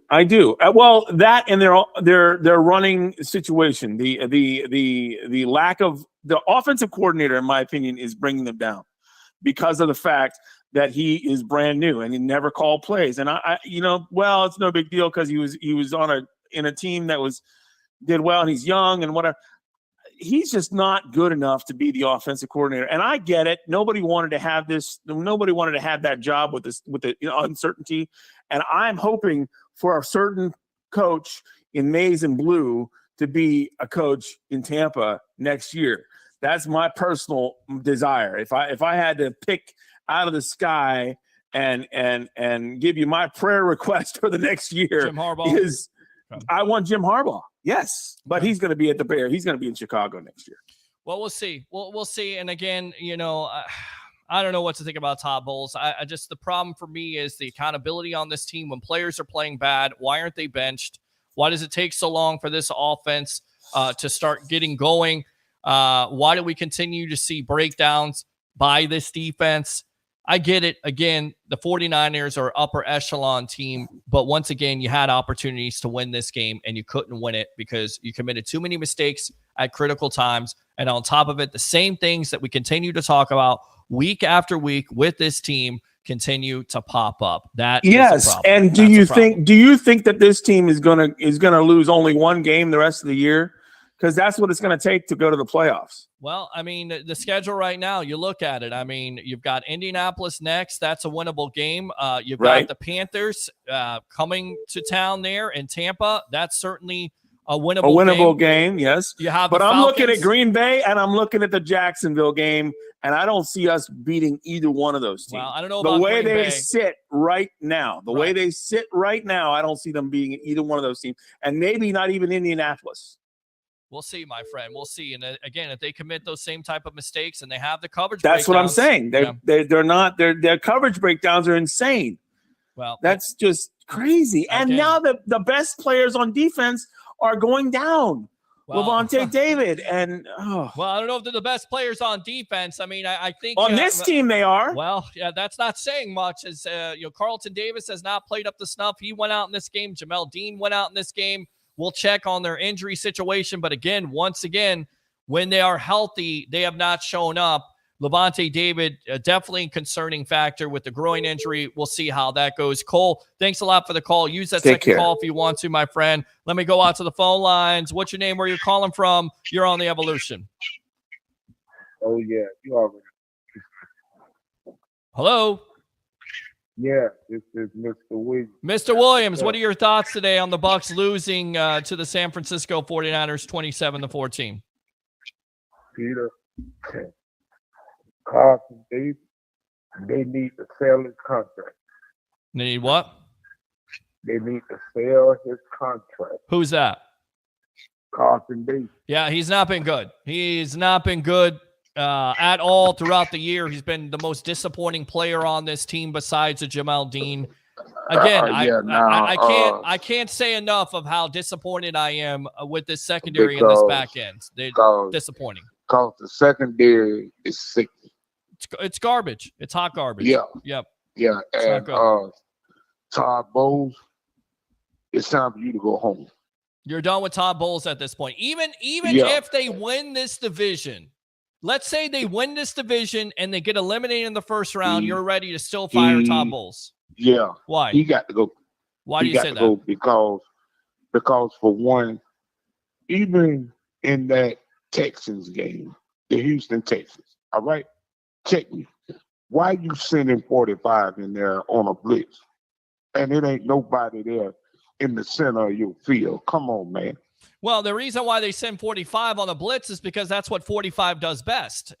Trying to cover, he can't cover anything. You can't cover anybody. He's terrible. But keep your eyes on that quarterback, bro. Come on, man. You done played better than this 4-5. You done played better than this. Not this year, my friend. Not this year at all. Not this year. But though this year, he played, in the words of Bubba Doug, the comedian, 45 played like trash the whole season. Yeah. He played like trash. Yep. And Antoine, I feel sorry for him. I really do. Well, I think he's probably the most consistent player on this team. I'm still scratching my head why he gave 12. Right. If I had 11, 12. right. You had 11. Yes. Yeah. You had 11 other Antoine Winfield Jr. 31, I'd be good. You'd be good. I'd be good. Yeah. That's the problem. I'm still Because- miffed by why he quit on that 76-yard play to Brandon Ayuk. He still could have made a play there, still could have made a tackle. You didn't see that in this game. I was miffed by that. I didn't understand that. Yeah, and that play that went to Christian McCaffrey. Yep. Away was 45. It's gone. He's out to lunch. Okay. All right. Looking for his new contract extension. Yeah. He's not going to get from this team. They need Jason Light, open your eyes, bro. It's time. Well, your job good, Jason. But it's time to clean house. And this / quarterback coach, man, he got to go. So you're ready to fire Dave Canales too? Okay. Yes. Okay. Yes, because you was in Seattle. You ain't never called a offensive play since you been there. I don't even know what possessed Tampa to even call you over here. Well, again, to say to me, mm-hmm. Go back and see if you can call Brian Leftwich off the couch. That's what I say. For real. I'm ready. I'm not ready to go back to Byron Leftwich now. Come on now, Mr. But Williams. See, now, come on, man. We had a lot of injuries, man. Come on, man. Yeah, like I say, Leftwich had to be the fall guy. I don't on think that whole situation. I don't think Byron Leftwich, Mr. Williams, is the answer at this point. I don't. But right now, we need a head coach and an offensive coordinator, somebody that's going to call defense better than what this young man doing. We'll see, my friend. I don't know what they need. There's so many things you could say this team right now needs, and I swear I get it from a lot of fans that change the quarterback. That's the answer. Well, I don't necessarily think that's the answer at this point. Well, yeah, maybe we do need one to sit down and watch, but it all starts in the front office. It all starts in the coaching, man. Yeah. Everything falls on the coach. And these boys only out there playing what's being called. Well, I think a lot of it falls on the coach. I think a lot of it falls on the fact that not only is the coach of this team, but he's a defensive coordinator of this team, and the defense continues to struggle and give up big plays and have communication breakdowns. Yeah. Mr. Williams, thanks a lot. Go ahead. Man. Like I say, hey, hope we do finish out the rest of the year, but 2024, we can't come in with Todd, man. All right. 2024, we can't do it. All right, Mr. Williams, appreciate the call. We got to get rid of everything that's here. We'll see what they do, and we'll see. Let's start fresh. We'll see how this season plays out. I still think they can win this division, but the schedule is favorable for it. They still have some winnable games, but again, to me, there's a limit with this team, and we saw it today. Even with some of the chances they had to beat the 49ers, they're just not good enough to do it. Like that game today was a winnable game. Yep, winnable game. It was, and we had it. Yep. Well, you had winnable games versus the Texans. You have a winnable game versus the Falcons. You look back at those, you could have had those wins. Yeah. And you had opportunities to win today versus the 49ers, and you couldn't get it done. Mr. Williams, thanks a lot for the call. Use that second call. Appreciate you. Open phone line, 727-255-0391. It's 727-255-0391. What are your thoughts of this game overall? What did you think about the Tampa Bay Buccaneers? Again, before the game, I didn't think much of it. I was surprised they were even in this game, but give them credit. They did stay in the game. But once again, it comes back down to the fourth quarter. You go on a 17-play drive, and you get absolutely nothing. Later, in the first half, you have a long drive. Baker turns over the ball. You get nothing. I mean, that can't happen. You have to nearly play a perfect game versus a top team like the San Francisco 49ers. And even they would admit that they weren't as good as they could have been today. And you had opportunities to beat that team, and you didn't take the opportunity to do it. I don't think they're an awful team. I think you're mediocre, especially in the NFC South. 727-255 0391 at 727-255-0391. I usually don't pick on Devin, but he was especially bad today. Thank you, David. Appreciate you. Preach it, Peter. Thank you, KR. Tristan says the constant check down is killing momentum. The inability to keep Godwin and Evans engaged is huge. I mean, I don't know what that is. Is that, once again, lack of having enough time for Baker? Is that lack of wide receivers not being able to get open? Somebody has to tell me, because, again, I've never been an offensive coordinator in the league, but how do you forget a Chris Godwin? Why does it take you into the second half? And, again, we could sit here and say, well, you know, the defense did everything to shut them down in the first half. So that's why you find Godwin in the second half. How do you not have both of those players involved in the offensive game plan? And it comes down to also good coaching, right? The 49ers make adjustments. They make adjustments in the second half to take advantage, especially when a player goes out. That's good coaching. When Levante David goes out with a groin injury and they insert Savassier Dennis, guess what happens? Greg Kittle wide open touchdown. They expose it. We saw a little bit of that today, but you don't see enough of that. That's why a lot of fans are calling for Todd Bowles to be fired and this coaching staff to be redone all over again, because they don't make the necessary adjustments, and more times than not, they're being outcoached by the best coaches in the league, period. Jasmine says the Bucs had so many chances. I mean, that's what it's going to come down to. That's what it comes down to. Squandering those chances. And maybe you can get away with that nonsense versus the Titans. Maybe you can get away with that versus bad teams like the Minnesota Vikings, but you will not get away with that versus the 49ers. You will not get away with that against the Philadelphia Eagles. You're not going to do it. That's why they're the top teams in the league. Most likely even the Dallas Cowboys, as much as I hate to say it. That's why you got your doors blown off last year in the playoff game, because they're a better team. And the Bucs have a limit at this point. That's their limit. Dean and CD3 are trash. Played like it. Can't believe we got rid of... Okay. Man Brown. Love my Bucs. I know the Glazers don't like losing. They do not. Another L. Pack it in. Look forward to the draft. Season's not over. They're 4-6. They still have an opportunity. More than likely, it takes, 8 or 9 games to win this division, right? Still have a chance. We'll see. Peter, was a trash guy to start the season, but Baker isn't the problem. I'm ready to extend him, although this coaching staff needs to go with the high-paid corners. They're just cashing a fat check. Agree with that. Oh, yeah! Yeah, Dean's looking for sympathy every time he gets burned. I mean, again, I hate to say it, but he's always falling down. He's burned. He's falling down. He's hurt. Has he been hurt all year long? The Bucs don't have good enough corners and personnel to play? I guess not.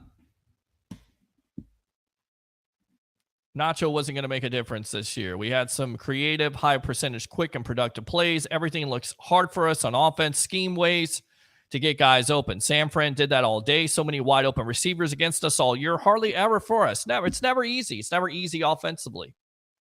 You see some good things from this team.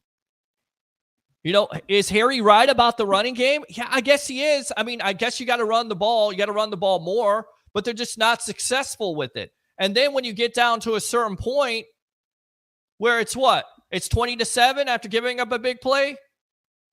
And at that point, you're looking at a blowout. You have to be one-dimensional at that point. You have to give up on the running game. But it hasn't worked all year. Whether you're trying to run the ball or not, it has not worked. Is it the running back? Possibly. Is it the offensive line? Most likely it is. You're not getting enough push up front. I mean, how many games did it take for this coaching staff until Matt Filer got hurt that you replace him? Who was god-awful with Aaron Stinney? Who's been somewhat of an improvement? It's not enough. I mean, everybody wants to draft. Let's draft the quarterback. Let's draft the quarterback. You know how these teams, the upper echelon teams, are built? Look at them. Look at the San Francisco 49ers. What's the difference between the Tampa Bay Buccaneers within their lines?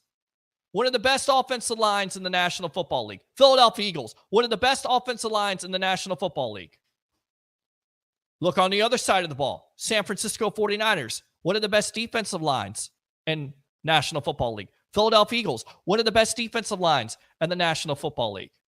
Maybe you start there. Maybe you resign a Baker Mayfield. Maybe you don't draft a quarterback. I don't know if you're going to be able to draft a quarterback. I don't know if I don't know if there's one that's going to fall to you. Maybe you look to offensive line. It solves both problems, doesn't it? You get an interior line, it opens up holes for your running back. It protects your quarterback. Although, the offensive line, when it comes to passing, pass protecting has not been a problem for this team. It's been running. Maybe you go out and draft another running back. I think maybe you look at corners. Could you make the case that maybe you need to go out and get a corner? Maybe. One of these guys is not going to be on the team. Both of these guys may not be on the team. Cut, traded, I don't know what kind of value they have. They have not played up to snuff. Sorry. Levante David, as much as I love the guy, he's been probably the best linebacker in this team. Is he going to come back? Devin White, I don't think is going to be back on this team. I mean, they're going to have wholesale changes now. They're going to have a better cap situation than they did this year. But there definitely could be wholesale changes coming, especially on this defense. Coaching staff could be one of them also. There are so many things. And the fans, they always go to quarterback. And I get it. It's the thing to go to, especially being in the Tampa Bay area. As I've grown up watching this team ever since I was 8 years old. It's all about the quarterback. But it's really not. It's all about the other stuff that's around that quarterback. And I just look at it like Brock Purdy, Mr. Irrelevant. Why is he good? Well, they put him in a position to be good, right? I mean, not only do you have the offensive targets, you have a tight end that can block, which I think Cade Otton's getting somewhat better. Not a great blocker. And had opportunities today to make some catches, and he didn't do it. And that cost you. Maybe you look at the tight end situation. Maybe not in the first round. Maybe there's a Bowers there. I mean, I don't want to talk draft because I don't think the team is out of it. They still can win this division, but where are they going once they win this division? First round exit, is that good enough? Is that good enough for you, Bucs fans? 727-255-0391. It's 727-255-0391. So, Jeff, I agree with you on that. Good point there. Cornell knows I'm mad. I'm mad. But was this to be expected? I mean, did you honestly think, as Bucs fans out there, that they were going to win this game? I didn't. I said it on the podcast coming into this show. On the No Quarter Given podcast. You want to listen to great podcasts? Go to No Quarter Given on the buckpower.com. Every player, every statistic, Paul Stewart does a hell of a job. I was predicting 31-10. The disappointing thing when you get on this show is that how many opportunities they had to win this game. This is supposed to be a top upper echelon team, and the Bucs still had a chance to win. And they couldn't find a way to do it.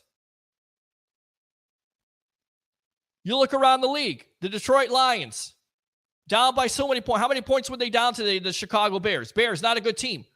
Detroit Lions are 8-2. They found a way to win. Good teams find ways to win. Bad teams don't. They didn't find a way to win today. That's a disappointing thing. Am I surprised? Not really. I'm actually surprised it was close. So give credit to the Bucs for doing that. The problem is the way they lost. The way they continue to lose.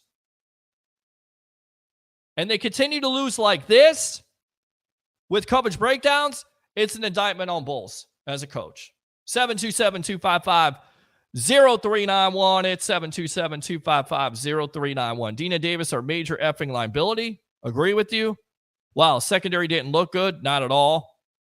We paid the corners. They can't cover. I can't blame Bulls for trying to trust his guys to play man. Fans were calling for more man coverage, and this is what it looks like. Play man. Dean gets beat badly. You blitz. You play zone. Players got to play also. You know, it's not just all on coaching. It's also on the players. And I continue to go back to this. These are guys that have won a Super Bowl. These are guys that came into the year, had all these expectations of causing more turnovers and getting more stops. They've been there before. They know what it takes. They won a Super Bowl. It's inexcusable to continue to have coverage breakdowns. It's inexcusable to not have an effort. It's inexcusable to miss tackles. If you're a defense that prides yourself on stopping teams, then you got to continue. You got to do it. And they haven't been able to do it. People say, I just saw a comment that comes down to execution. I'm in favor of it. Can't tackle either. Here you go. KR, we had fool's gold thinking this team was going to be better than we had last season. I mean, they were 3-1 at a certain point. You play who you play on the schedule. Were they great teams? Maybe not. What was the difference? Your defense was able to stop teams. Did your defense get tired because your offense wasn't able to score points? It's a fair point. Then your offense starts scoring points and making plays, and your defense can't get off the field. I don't know. So good point. You're right, Blake. Thank you. Man. This team is slow and old. Cornell says, hey, Peter Blake, what's going on? Jem says, you need to air that shit out so we can get the running game going. Baker's holding the ball too long. Well, is he holding the ball too long because the receivers are not getting open, or he's not seeing the defense? Is that a possibility? We've seen Baker this year not be able to read a defense, throw ill-advised throws. You know, I don't know what that one was. It was off the guy's helmet, right into the other guy's. I mean, I think he was feeling pressure. That's what it comes down to. Again, going back to the Mike Evans play. Defender is clearly face guarding. I don't care what you say about me blaming refs. The ref has to make the call. If pass interference means that a defensive player is looking at the wide receiver and you call that's the rule, and the guy's not even looking back, that's face guarding. That's pass interference, and you don't make it at a critical time on fourth down. That's tough. No longer a believer in Butterfingers Mike Evans. Do you put it on the post-game press conference? I have not. No, on the bright side, we have Indianapolis, Carolina coming up. Maybe we can get to 6-6 if we don't F up. Possible. You're absolutely correct. Those are definitely winnable games. Definitely winnable games. George says can't tackle, can't defend the immediate route. They were getting killed all afternoon with that. Exactly. Where at? Down the middle of the field. Shocking. Shocking development. Good coaching picks up on tendencies that are out there with this Bucs defense. Shocking development. That's what's going to happen. They're going to expose that. They're going to continue to expose that. Is it on Devin White? Possibly. Is it on the coverage scheme? Possibly. Is it on the fact that you're not getting enough pressure on the quarterback? Possibly. But teams are picking up on it. And they're going to continue to expose it. And the Bucs are going to have to make the necessary adjustments to stop it. And who knows? Maybe they don't have the players to stop it. Maybe that's a fair assessment, right? Right? 727-255-0391. It's 727-255-0391 as your Tampa Bay Buccaneers fall to the San Francisco 49ers 27-14. They play the Indianapolis Colts next week in Indianapolis. Thank you. Finally said the coaching is awful.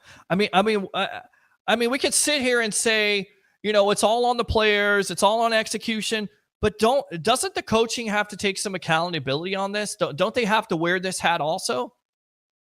I mean, don't we have to go to it? He's a defensive mastermind of this, and he's shown that he's been able to have defenses that can shut down, and yet we still got guys that are running around with no idea what the hell is going on. I mean, old Marine Corps statement, lost in the sauce. I mean, how many coverage breakdowns today? How many coverage breakdowns in the Todd Bowles era ever since he's been a coach the last 2 years? Well, Coach Game, the team isn't that talented. Fair? You webheads are burning it up. Absolutely. Can we make the playoffs, please? Possible with this schedule. Possible with this division. Who's going to win this division at this point? New Orleans? Atlanta? Carolina's not winning it. They're done.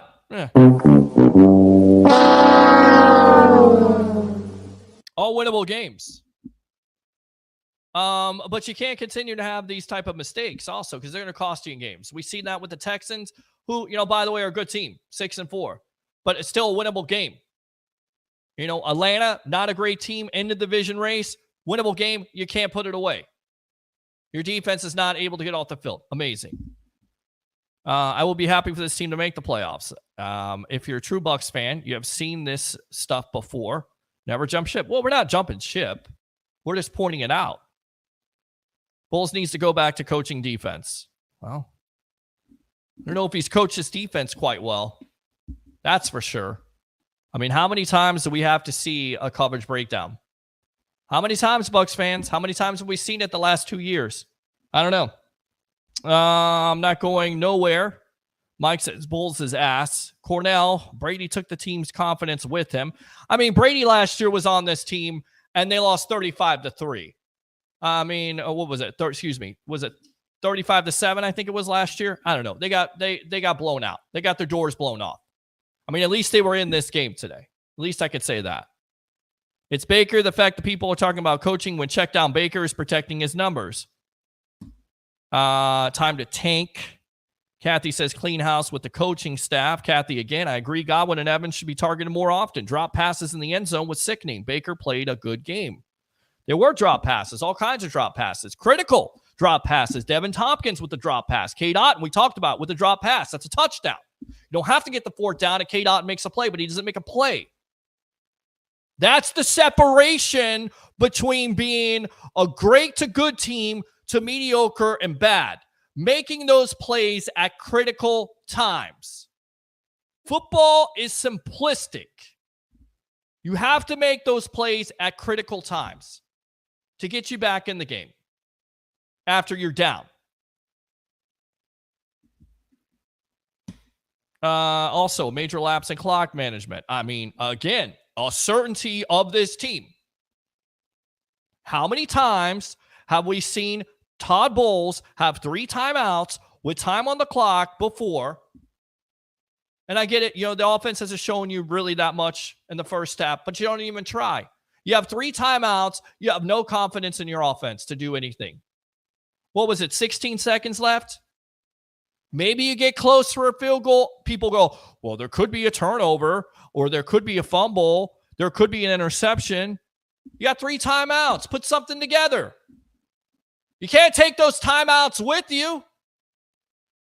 I don't think Todd Bowles gets an extra bonus for having 3 timeouts every freaking game. Same thing last week. Well, we're satisfied with what we got here. Conservative football. Play to lose. Bowles was horrible in New York. Dave, White is a Brady back. He's not a power back. Someone tell Todd that timeouts don't carry over to the second half. Agree. Exactly. The team is not getting it done at all. They're not. Cordell. Sue and JPB gone. No pressure up front anymore. I will say that, Vea did show some pressure, did get into Purdy's space.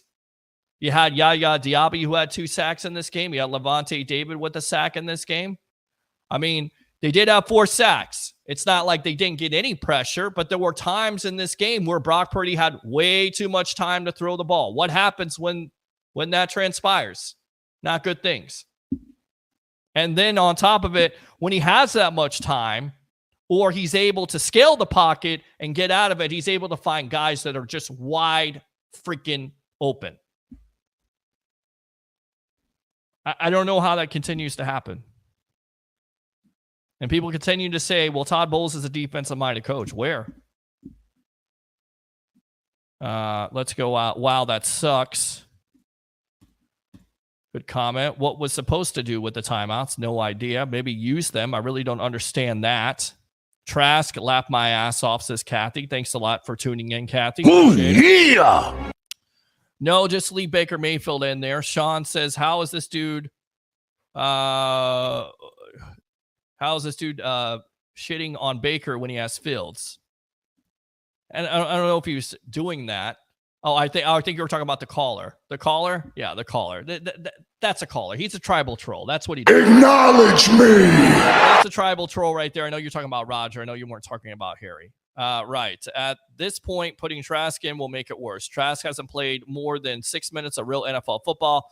He's going to be worse because he hasn't played. Roger Shoes says Greek Ikes activate. David says on his interception, looks like his hand got hit from behind. Check it out. It does look like his hand.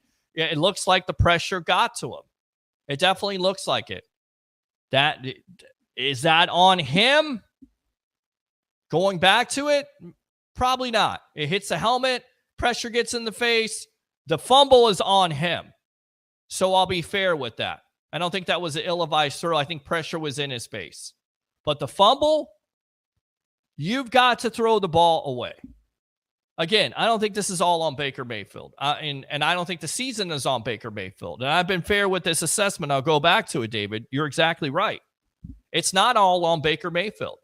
He has missed throws this year, and this offense has struggled. In this game, again, the fumble, you got to throw it away. The turnover there, pressure gets in his face. You know, it's not good. Good things don't happen when there gets pressure in somebody's face. But the defense holds. We have to put points on the board quicker. They should not be 3 and out that much. Oscar, Trask put points on the board in preseason. What does preseason mean? I mean, really, what does it mean? I know there, again, if it gets to a point where the Bucs lose so many games at this juncture, then they may be looking at it. But again, you know, winnable games. Indianapolis is a winnable game. But again, they're going to give you everything you have. Again, the Bucs are not a top upper echelon team. And then now you have Levante David, who goes out with a groin injury. That's not going to be a good thing for your defense. Harry Bowles is a head coach and a defensive coordinator. This falls on him. Dave says, keyword being preseason. Kathy, I don't agree with Trask. Offense got into the red zone back-to-back and couldn't score. Why not run the ball for first down and then try for the touchdown? Jim, they are not playing. They're not playing Kyle Trask for a reason. I agree. Let me go back to this. I don't agree with Trask. Offense got into the red zone back-to-back and couldn't score. I mean, yeah. I mean, it's easy. 17-play drive, get nothing out of it. Drive in the first half, get nothing out of it. Another drive, get no points out of it because pass interference isn't called. Don't understand why it's not called. Somebody has to explain that to me. Roger Shoe, Bears' entire coaching staff should be fired tonight. Not happening. Seems like Baker is trying not to turn the ball over, then trying to get the first down. Also, he needs to get rid of the ball and not get sacked. Evans, even though he loves Tampa Bay, he won't be back next season. He sees the writing on the wall, and he wants another Super Bowl run. We'll see. We'll definitely see if that happens. David says, why are we listening to this guy? Because, again, we listen to everybody here on the Sports Web, including you, David. Open phone line, 727-255-0391. It's 727-255-0391. The Bucs lost. I was watching a hockey game. Not really. I was watching with a split screen. Okay, they lost. They got beat by a better team. No running game today. End of story. But, Michael, it is not the end of story here on the Sports Web. Bang, bang, Niner gang, SLL. Thank you very much for tuning in. Congratulations on the win today. Oh, yeah. Michael says, hello, Peter. What's going on? Dave says, bright spot. Evans only 200 yards away from 1,000. Agree. Most likely he'll get that. Hopefully he gets that. It's a great record. Somebody has to explain to me why it takes so long to get Mike Evans in this situation. I don't understand it. Why does it take so long to get him? And finally you get him a catch, it's in the red zone. And by the way, good pass by Baker Mayfield on that, because if you watch the replay, the safety looks like he's coming in to get the pick six. Baker takes his time, is patient, gets it to Mike Evans for the touchdown to put the Bucs on the board. So, yeah, it's a bright spot. There are bright spots on this team. It's not all doom and gloom. Again, though, the missed opportunities, you know, they kind of overshadow everything else. I agree. We have a ton of talent. I feel you on this 100%. Jeff says, agree, Peter. Kathy, thank you. Appreciate you. Jim, we need to work on the secondary. I don't care what it has to do. Jim again, right. Tristan, you can't coach talent. The Bucs get beat over the middle every game. Tight end, slot receivers kill us every week. Yeah, I mean, and they're going to continue to expose that until there are some coaching adjustments made. Or better players are put in a position to do something. I mean, you're throwing the same players out there, and you most likely you're not going to throw the same players out there because they could be hurt. Carlton Davis went out in this game. Jamel Dean went out in this game. Looks like it could be a serious injury for Dean. Again, we talked about David with the groin injury. So guys on this team are going to have to step up. Let's see what they can do. Let's see what these players can do going forward. But you're exactly right. Facts, Peter. Bench the players who are not giving 100%. I mean, that's all I've said. Have some accountability.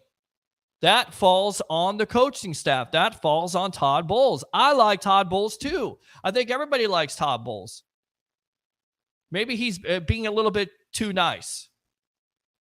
Maybe he needs to start being an asshole. Maybe he needs to start benching players that are not performing up to snuff. I said it, asshole. Yes. We need to do something with the secondary. Right, Super Bowl secondary. You go to the Super Bowl. Tammy says, I feel like Bowles hijacks the offensive calls from Canales to what he wants. I don't know. I thought Canales was creative today in the first half, although I would say, how is, once again, Chris Godwin not in that conversation of getting catches? You have no catches for Chris Godwin. What you forget about Chris Godwin altogether? How does he? And then you start to get him catches in the second half, and you start to see your offense move a little bit. When you get down in the game, why does this team have to get down for them to have urgency to their offense? Why does it happen like that? Don't tell me that the San Francisco 49ers are playing prevent defense at that point. Why does it take so long for this offense to get some fire up their ass? Why does it take that long? Is that also on coaching? Is that on play? What is that on? Because that's been a consistent thing this year. We saw that in the Buffalo game. Takes you to the fourth quarter. We saw that in the Philadelphia Eagle game. You get down to a certain point, and then your offense starts to click. Why? I don't know. Good point, Tammy. Lots of blame to go around, but the repetitive mistakes, blown coverages, bad tackling, penalties have some blame on Bowles. Players have to execute, but Bowles doesn't seem to have the answers. Exactly. Bingo. Comment of the night.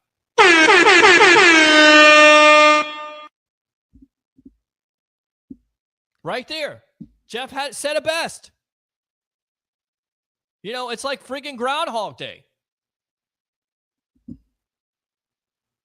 Is this going to change? Is this going to get better? Past history says it's not. Right? Again, sit here and be an eternal optimist. The Bucs are great. Love this franchise. Love it. But it is what it is. I don't know if it's going to get better. Chris, in the red zone 3 times. 0 points. 0. That's a problem. Simplistic football. In the red zone 3 times. 0 points. 0. Secondary was shut down. City. It was. We should have not paid Dean or Davis. Better choice for me was the safety White at the time. Whitehead, you mean? Jordan Whitehead? Good stuff, Frank. Kathy says only 2 penalties today, getting better on that. I guess that's a positive. Are they hurt in the secondary? It seems like they're both hurt. Again, though, whether they've been hurt, they have played. They have not played good football. Hurt or not. And if they're hurt, then replace them. Replace them with players that are going to come in there and put them in the best situation to win. And if those players are not up to snuff, then there's where you look to the draft. There's where you look. I agree, Frank says. Why does not a right running back for this offense? The type of offense needs a blunt Fournette type of back. Roger says, I told you before the season they are 6 to 8 win season. You said I was crazy.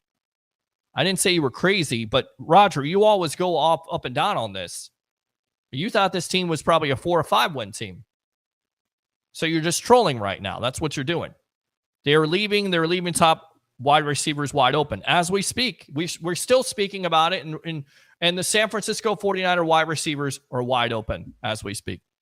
Bulls has always been mediocre. Stop calling him a mastermind. Again, to be fair, Anthony Richardson, Troy, they did win a division under this defense, and this defense was responsible. So go ahead and troll on. Kathy says, Devin Smith. I heard that. Shaking my head. Yeah, announcers. Devin Smith. After saying Devin White and Levante David are playing well all year long. I mean, Levante David, yes. Devin White, I don't know about that. I would say no. No, I would definitely say no, he's not played well this year. No. How about no? Yeah. Devin Smith, Devin White, whoever it is, not playing well. Communication issues should not be there consistently. Most of this D has played together for several years, especially the secondary. Exactly. That is the most frustrating thing. We are sitting here on what? November 19th, which, if you know my history, is a special day to a certain degree. As I lost my dad in 2017, as he was a big part of this show and what it is today. A vehicle for the fans to talk about Tampa Bay sports. We're still sitting here a couple years later and still talking about what? Veteran players blowing coverages and having communication problems. Because that's what you're going to hear in the press conference. I know it's coming. We know it's coming. The breakdowns of this defense. Well, we had this, we had that, we had this. Let's see here. We are getting sacked. We're getting sacks on the quarterback. Anthony says the guy calling sounds like Booker McFarland. No. Chris Godwin has caught everything thrown his way this year. No drops this season, I think. I will take Baker over Justin Fields. Dave says McCaffrey wasn't a problem today. How did that happen? Crazy. Yeah, I mean, I didn't hear a lot from Christian McCaffrey. A couple big runs here and there, but no big plays. I thought the defense did, again, going back to statistics, 21 for 78. It's not bad. Under 100 yards. Mitchell had 24 yards, so you still give up over 100.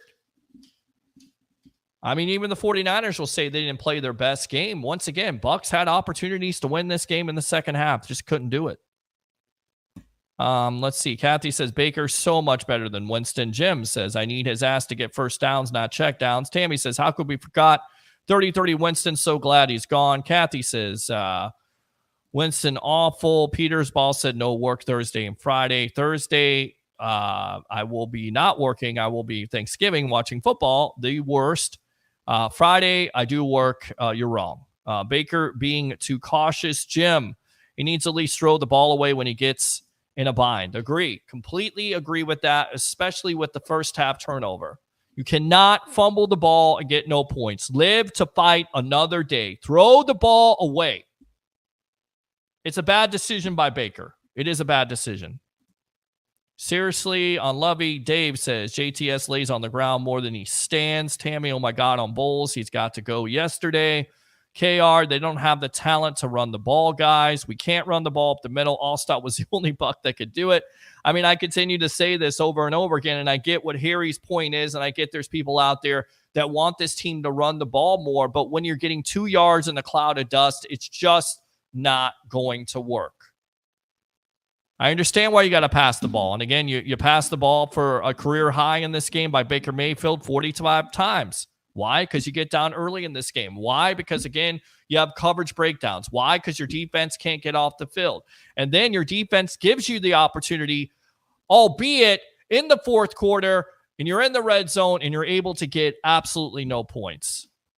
Perfect ending to a game that had so much potential to it, to at least win it or make it close.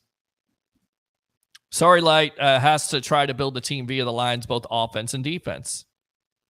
Can't get the holes to run. KR. Coach Canales hasn't brought anything scheme-wise to make the run game dynamic.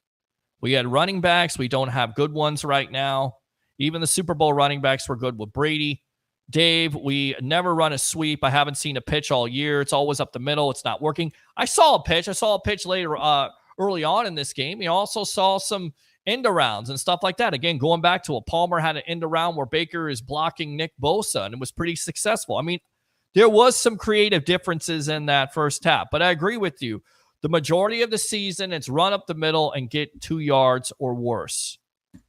Agree we can't run the ball. Dave, Rojo would be more successful in this offense run game than White. Jim, I think they run a nice sweep today. Jim, again, Rojo, okay. Secondary is consistent every week. Everyone is usually wide open. Another good comment by Ricardo right there. 14 attempts in rushing. There's got to be more than that. Guys, you need corners that can make catches. The best chances to get interceptions is 54. I don't blame the British guy, says Paul Stewart. No, we don't blame anything on Paul Stewart. Paul Stewart, of course, buckpower.com. Definitely check out his website there. Great stuff. Fire everybody, says Earl. Mayfield gets one more game tops, and then it's trash time. Next week, I'll be back home in the cold and wet watching from my studio in England. Welcome to Florida, my friend. Once again, hope you had a great time here while you were here. Anthony Richardson, Bucs haven't been the same since we fired our female linebacker coach. Earl Harris, JTS sucks. Earl again, Davis and Dean are trash. Earl again, time for a rebuild after the season. No $100 million for Devin White. Get it all out. I'm honestly worried about losing to the Panthers. I mean, again, if you have this type of effort versus the Panthers or any other team, you're going to lose. We've seen it last year. We're going to say it this year. There's no gimmies on this schedule, but you would think you would definitely, you'd be able to win them. They're winnable games, but if the Bucs play like this, once again, they may be able to overcome those mistakes because it's the Panthers. But even then, I wouldn't say it's going to be a win. They're winnable games, but let's not sit here and act like the Bucs are a top team by any means. Daniel says, hell no. Earl, rebuild now. Jim, we better beat Indianapolis. Dave, bye, Harry. Take care. Yeah, Harry was past his bedtime. I'm just kidding. He had to watch some games. Ask yourself a question. Why Pete Carroll didn't promote Dave Canales to offensive coordinator? I don't know if I'm ready to go there with that. I mean, but has Dave ever called plays in this league? No. Was the offense, bound to have a rough time with a new offense? Yeah, absolutely. Sure, new quarterback, everything like that. But, it's come to a point where you have to start putting points on the board. You can't turn over the ball. I get it's on Baker. You have to be more creative to get guys open like a Godwin and an Evans. And you can't wait to the second half in order to do that kind of stuff. One constant is, can the Bucs have a fast start? And I would say no, they're consistently slow starters. Very slow. Let's see. Okay, so good question, I guess. Corner says Mikey. People clamor for a quarterback, but it's not going to help this team if you draft a quarterback who's going to need help. Baker with a better line and a power back could actually win. Carlton can be cut. The Bucs can save money. I've seen that. I've seen some of the contract situation. Fire everybody still, says Earl. Earl is upset. He's had enough, and he's going to let everybody know. Bucs beat themselves. Absolutely, Ralph. Jim says the best player on defense is Vita. And our rookie flying around on defense, Yaya Diaby, who was, again, one of the bright spots of this team. Definitely. Davis and Dean are stealing money. Earl, again, Todd Bowles won't change. Kathy says, I really thought we had this game getting into the red zone back-to-back. That was very disappointing drop pass. And when you can't connect on passes, then run the ball, I wanted to throw up. Earl, number 9 is hot garbage bust. Kathy, Bulls pressers are the same, blah, blah, blah. Mike, sick of seeing 24 in defense. Kathy, stop talking about the past. Mike, 24 is Hargrave's version 2. Oh, my God. Oh, yeah. Oh, he's played like that this year. Not good. This caller. Yes, Earl. Kathy, laughing. Everybody laughing now. Good. Bye, Mr. Williams. Love Mr. Williams. Mr. Williams, love you, man. Keep on calling the show. Jeff Garcia 2.0. I kept saying, where's Godwin? Where in the world is Chris Godwin in the first half? Nobody knows. Because he doesn't have a catch and Mike Evans has one. I get it. Trey Palmer is the future, Raheem Jarrett, Devin Tompkins, but you got to find your 2 playmakers somehow, some way. You got to. That's your offense. That's what draws quarterbacks here to this offense in the first place. How can they be forgotten about? Earl, if the Bucs win the division, the owners will not fire Todd Bowles. I don't know. We'll see. If it works, don't fix it. If it's not working, change the game plan. Simple. Every opponent is different. I like Baker. Dave, build the trenches. That's the blueprint. You can have Tom Brady. Oh, we did, but we had a great O-line in 2020. Exactly. You had somewhat of a great running back or great rushing effort by Lombardi Lenny in the postseason there. You had Ronald Jones nearly rushed for over 1,000 yards. I mean, you had some type of balance to the offense, even though you passed the ball a lot. You still had a talented offensive line. You also had a talented defensive line. That's the difference. The problem isn't the offensive line, but the offense, I think it takes too long to set up. Mike, well, the game is over. We can rant, be pissed, point fingers, move on to the Colts. Okay, Mike, we can do that. Welcome to Tampa, Jimbo Fisher. Yeah, Jimbo Fisher's not going to help this team. Thanks a lot for trolling. And that's what pisses me off more than anything. I didn't think this game was winnable, but when it was, we didn't come through. Mike, it comes down to execution. They need a leader to put the fire in them. Kathy, refs were awful.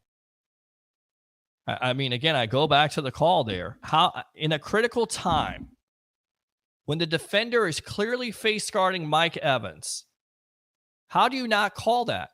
It's a fourth down play. How do you not call it? It's clearly interference. Even the announcers who are saying Devin Smith, for some reason, during the broadcast, are saying it is interference. I know I'm not in the twilight zone. I watched over 30 years of football, and the ref has to make the call. It's clear. It's decisive. He makes contact before the ball gets there. And furthermore, he's looking at Mike Evans, not looking back at the ball. It's pass interference. Make the damn call. I think we need to go back to a 4-3 because this 3-4 sucks. They're using our edge rushers to cover wide receivers and tight ends, and running backs is killing us. Yep, we've seen that this year too. Doesn't work too well.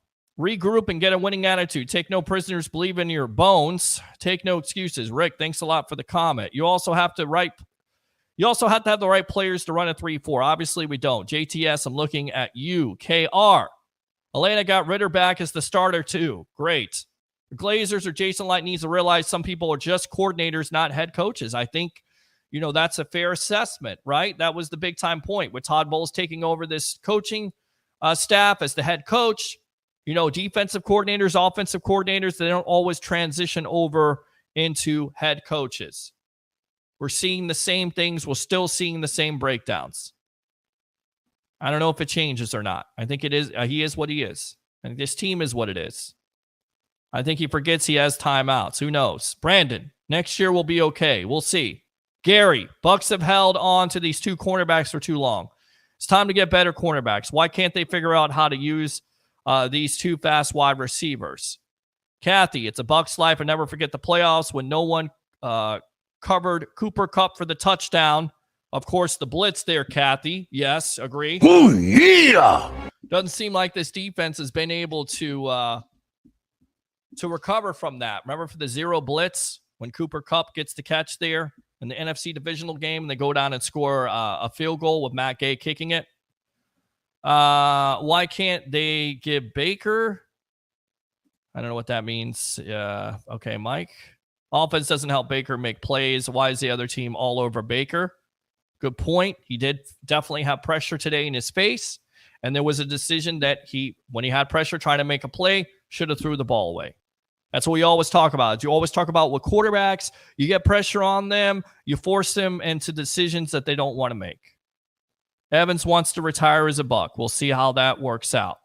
I have no idea who you are, but one thing I do know is that you are not an NFL coach, and you're definitely not a Bucs supporter. You're completely talking out of your ass.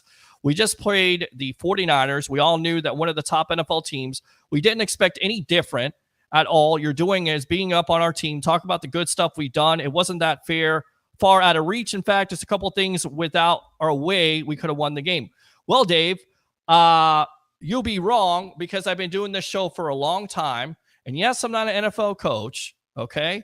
But you don't necessarily have to be a cook to know that something tastes like shit in the kitchen.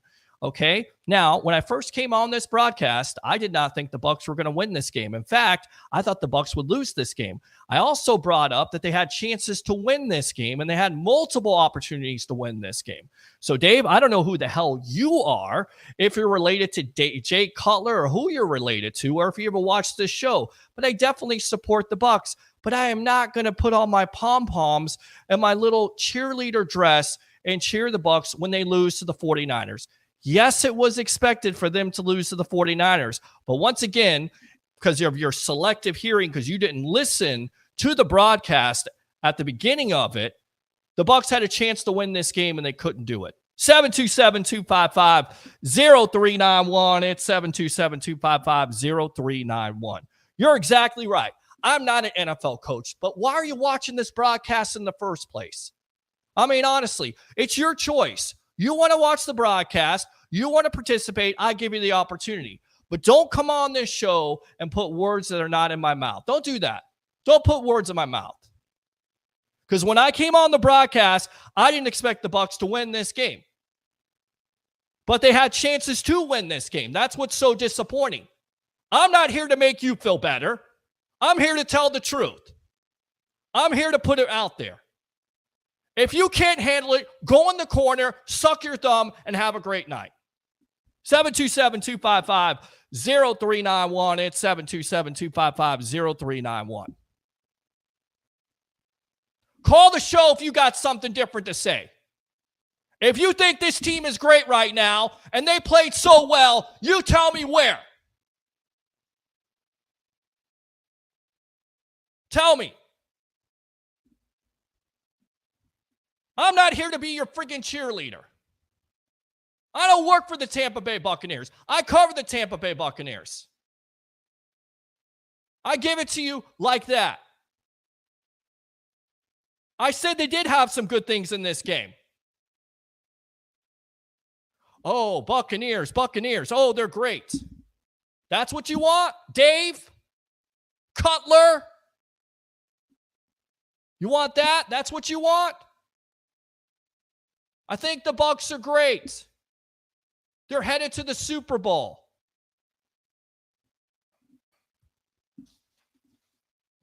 Cut me a friggin' break. Who the hell are you?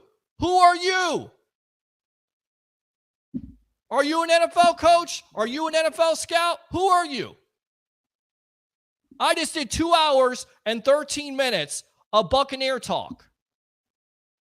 And you come on my broadcast and say, you're not an NFL coach, so you're not qualified to talk about it?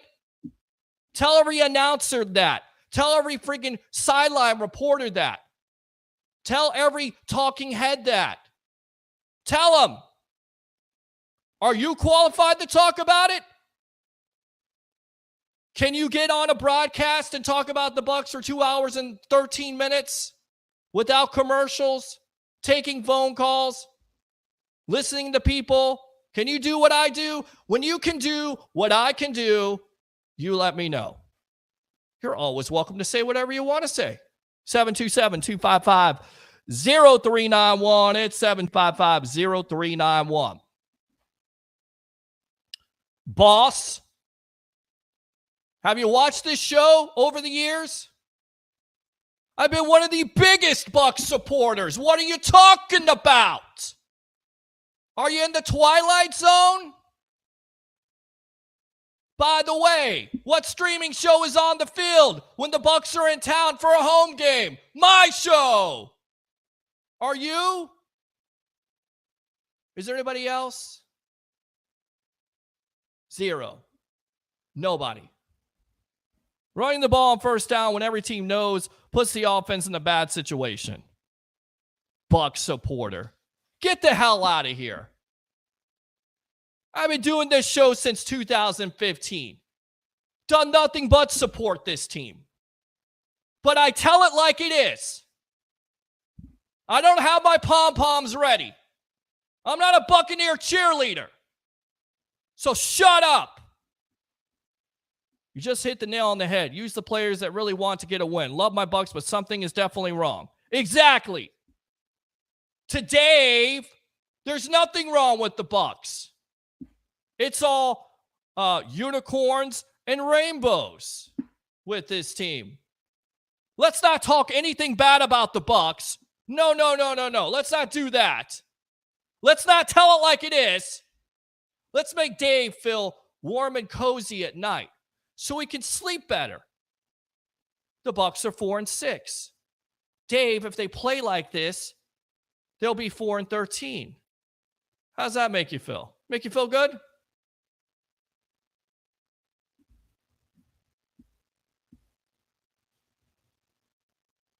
Ridiculous. I can take criticism. I can take that. Try to throw me underneath the bus, say I'm not a Bucs supporter, that I don't support this team, that I don't watch this team on a daily basis, on a nightly basis. Who the hell are you? If you don't like my opinion, that's fine. Call in, text in, do what you like. But I'm not sitting here saying the Bucs did everything to win this game today, because they didn't. Did they stay in the game? Yeah, they did. I was surprised by it. I'm not worried about them. I'm just setting the record straight. You want to troll me, but tell the truth. Tell the truth, bro. Seriously. Whoever the hell you are. Odette, they want to win. Mike, you're right, bro. Waiting till it's too late. Exactly. Wow, so many people agreeing with me. Oh, you're not an NFL coach. How the hell can you talk about an NFL team? How can you talk about it? Oh, you don't know what you're talking about. You know, there's coaches out there who are analysts who don't even know what they're talking about. They're not right. That's why they're former coaches. There's general managers out there. I respect what they've done, but there's a reason why they're a former general manager. They're not always right. Ron, the Marine, welcome to the Evolution. What do you have to say? Big P, Blake, man, the Evolution. How's everybody doing out there? Doing great, buddy. How are you doing? Good, man. Hope everyone's good out there. And just want to say a shout out. I spoke earlier to you, Pete, Harry the Greek, Ray, Ben Cornett, and all of our faithful guys. But yeah, you know, I don't know, Peter. Can't really say much probably than what many other people have said. And you know, we see it. I mean, we see it. You know, anytime this team goes up against anyone, they're just not the caliber. I mean, they are not up to the level of the Lions, the 49ers, teams that can make adjustments, teams that have staff to promote players and improve them. You see some bright spots. We had opportunities, but teams that are not good miss opportunities. Teams that are not that good keep busting in coverage. Teams that are just not that good and don't have a head coach that is truly head coach material have that history. Stand up at the podium constantly and say, well, we got to be better. We got to play better. And we just keep busting, and then, what do we see? We just beat. Okay. So we won last week to a terribly beat up offensive line Titans team. Decimated through and through. Beat by Houston with a defensive shutdown. More defensive shutdowns today.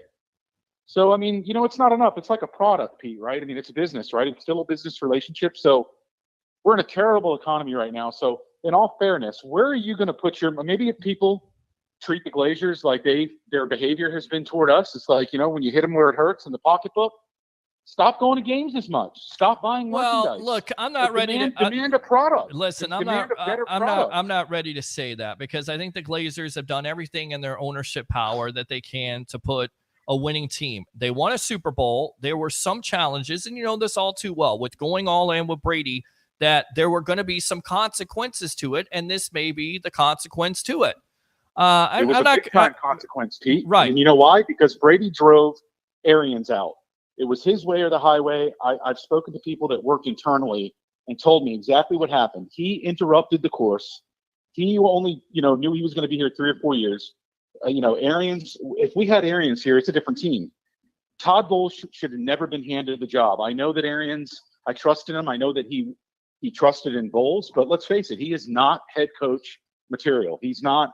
You're only going to go so far with him. You're only going to get that kind of like that limit, man.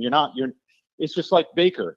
People like him because he's just that kind of guy that he's tough, he's gritty, but he's not going to go grab that win and just win you that game. He may not lose you the game, but there's a thread. I mean, you have to build almost a solid O-line that's consistent. You've got to have a running game, and you have to have a defense where now we don't have the two defensive ends that we used to have. We don't have the cornerback play. We don't have the defensive play. Those holes have to be filled, and then maybe you kind of see a little bit of a higher level Baker. And it's not all his fault. Definitely not.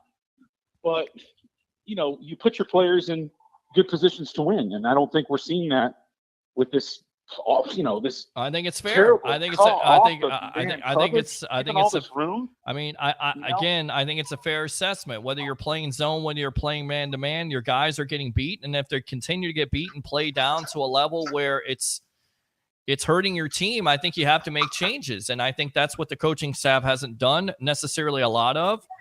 You're forced to do that now because it certainly seems like the Bucs are gonna have the injury bug. Levante David went out with a groin injury today.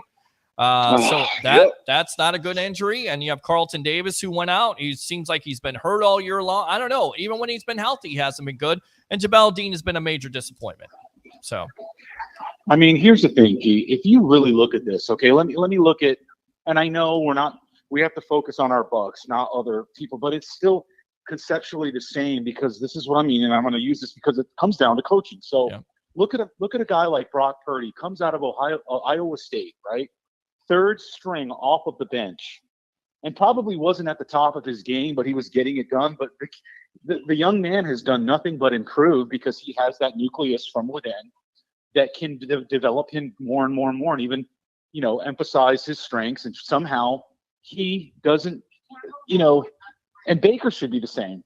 But I don't think, in all fairness, maybe Baker's not. He's dealing with the cards he's dealt with. He's dealing with it. He's not a bad quarterback. I think he could do better, but if he doesn't have the offensive line, or he doesn't, you don't have the running game, right? You don't have the running game because you don't have the coaching that can, at least use the running game in the areas and the times when you could use them to, when they're more beneficial to you. It's just, it's a team game, and it's a cumulative effort. So you can't ever, I guess, really ever blame one person because that wouldn't be fair. But as much as I want to say it's not fair, I'm kind of a realist, and how Pete, things are tangible. Sometimes you can just see it and feel it. I don't, I'm just not seeing. I'm seeing a gap stop. I'm seeing only a highest level that can be achieved under this type of head coach that we have right now. Maybe you're right. It's not a knock. It's not a knock on his person. Maybe you're right. Person attacking Todd. It's just because Todd he's just not. He is not going to elevate this team into way above and beyond where they need to be. Even if we had a little bit more talent, if you put it in reverse, it's not there. You had Purdy out there. It's calling. It's not there. Or someone else calling. It's not there, and there's all kinds of things that you can pick and choose at, and I've done that today, and I've tried to be positive about it. I don't know how much positive you can take out of a loss, Dave. Go ahead, Ron. Oh no, and absolutely. And here's the thing too, Pete. It's not so much that you lost because let's face it, I'm sure everyone would agree. Did you really expect to have this well-rounded team with the caliber that they showed in every layer, that how they can beat you, that you were going to win, probably come in and win this game? Probably not, no. But there comes a time where you still expect a higher level than mediocrity, and you expect your team to somehow prove that they have something within them. Maybe don't always know where it comes from. It just comes from that they're so hungry or they're so determined that they do pull off an upset. But no, it doesn't seem to be. It's just, you kind of feeling it's not there. You don't make the plays. It's not us. It's not us quite too often. Yeah, you don't make the plays to win games, and when you do get in position to win the game, your guys are not able to make plays at critical times. Ron the Marine, thanks a lot for your time here on the Evolution. All right, my friend. Brother. Appreciate you, Yes, brother. sir. Yes, sir. All right, open phone line, 727-255 0391. It's 727-255-0391. Because Dave didn't listen to what I was saying. The positive was the Bucs were in this game, Dave. They also had Yaya Diaby had 2 sacks today. That was a positive. Okay? There you go. You happy now? Because I never talk positively about the Bucs ever. It's always negative doom and gloom on this show. That's why basically everybody agrees with what I'm saying. Right? And you can disagree with what I'm saying. Just don't put words in my mouth. Please don't. Because you have no idea what the hell you're talking about. None. All right. Let's see. You hit the nail on the head here. Use the players that really want to get a win. I love my Bucs, but something is definitely wrong. Running the ball on first down when every team knows it puts the offense in a bad situation. Exactly. And once again, you're not able to run the ball because you're down in this game, so it makes you one-dimensional. Odette, they want to win. Mike, you're right, bro. Why does it take so long? They wait too late. Agree. The team has talent, but coaching hasn't put them in a good situation. The 95-yard 2-play drive was unacceptable. Yeah, 3 plays, 98 yards, of course, highlighted by the play that we've been talking about, which was the game changer at that point. Jamel Dean falling down, mistiming the jump, getting beat, one-on-one coverage with, of course, by Brandon Ayuk. Yes. 3 plays, 98 yards. We played a better game than I expected. The 49ers gave us some chances, but we gave those chances back to them. Good stuff, Kyle. We suck. Josh again. Does Evans get re-signed? I need your opinion. I'm not sure. You know, I would think in a perfect world you would want to re-sign him. Like, I'm all in favor of re-signing a Mike Evans. I am. But how much money does he want? What's the salary cap looking like? I think it's looking a lot better. I think somehow, some way they figure out re-signing him. With that being said, Josh, and again, I appreciate your opinion because I've seen you on a lot of these Bucs posts, and I've also seen you on my show, so thanks a lot for chiming in, as always, my friend.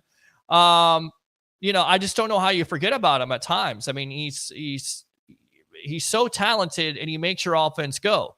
So you got to figure out, you got to scheme a way to get him open. Now, with that being said, has he had some critical drops this year? Yes, he has. And maybe to a certain degree, I focused, and I think there's a lot of people have focused on that because he's in a contract situation. But I still think Mike Evans is a top receiver in this league.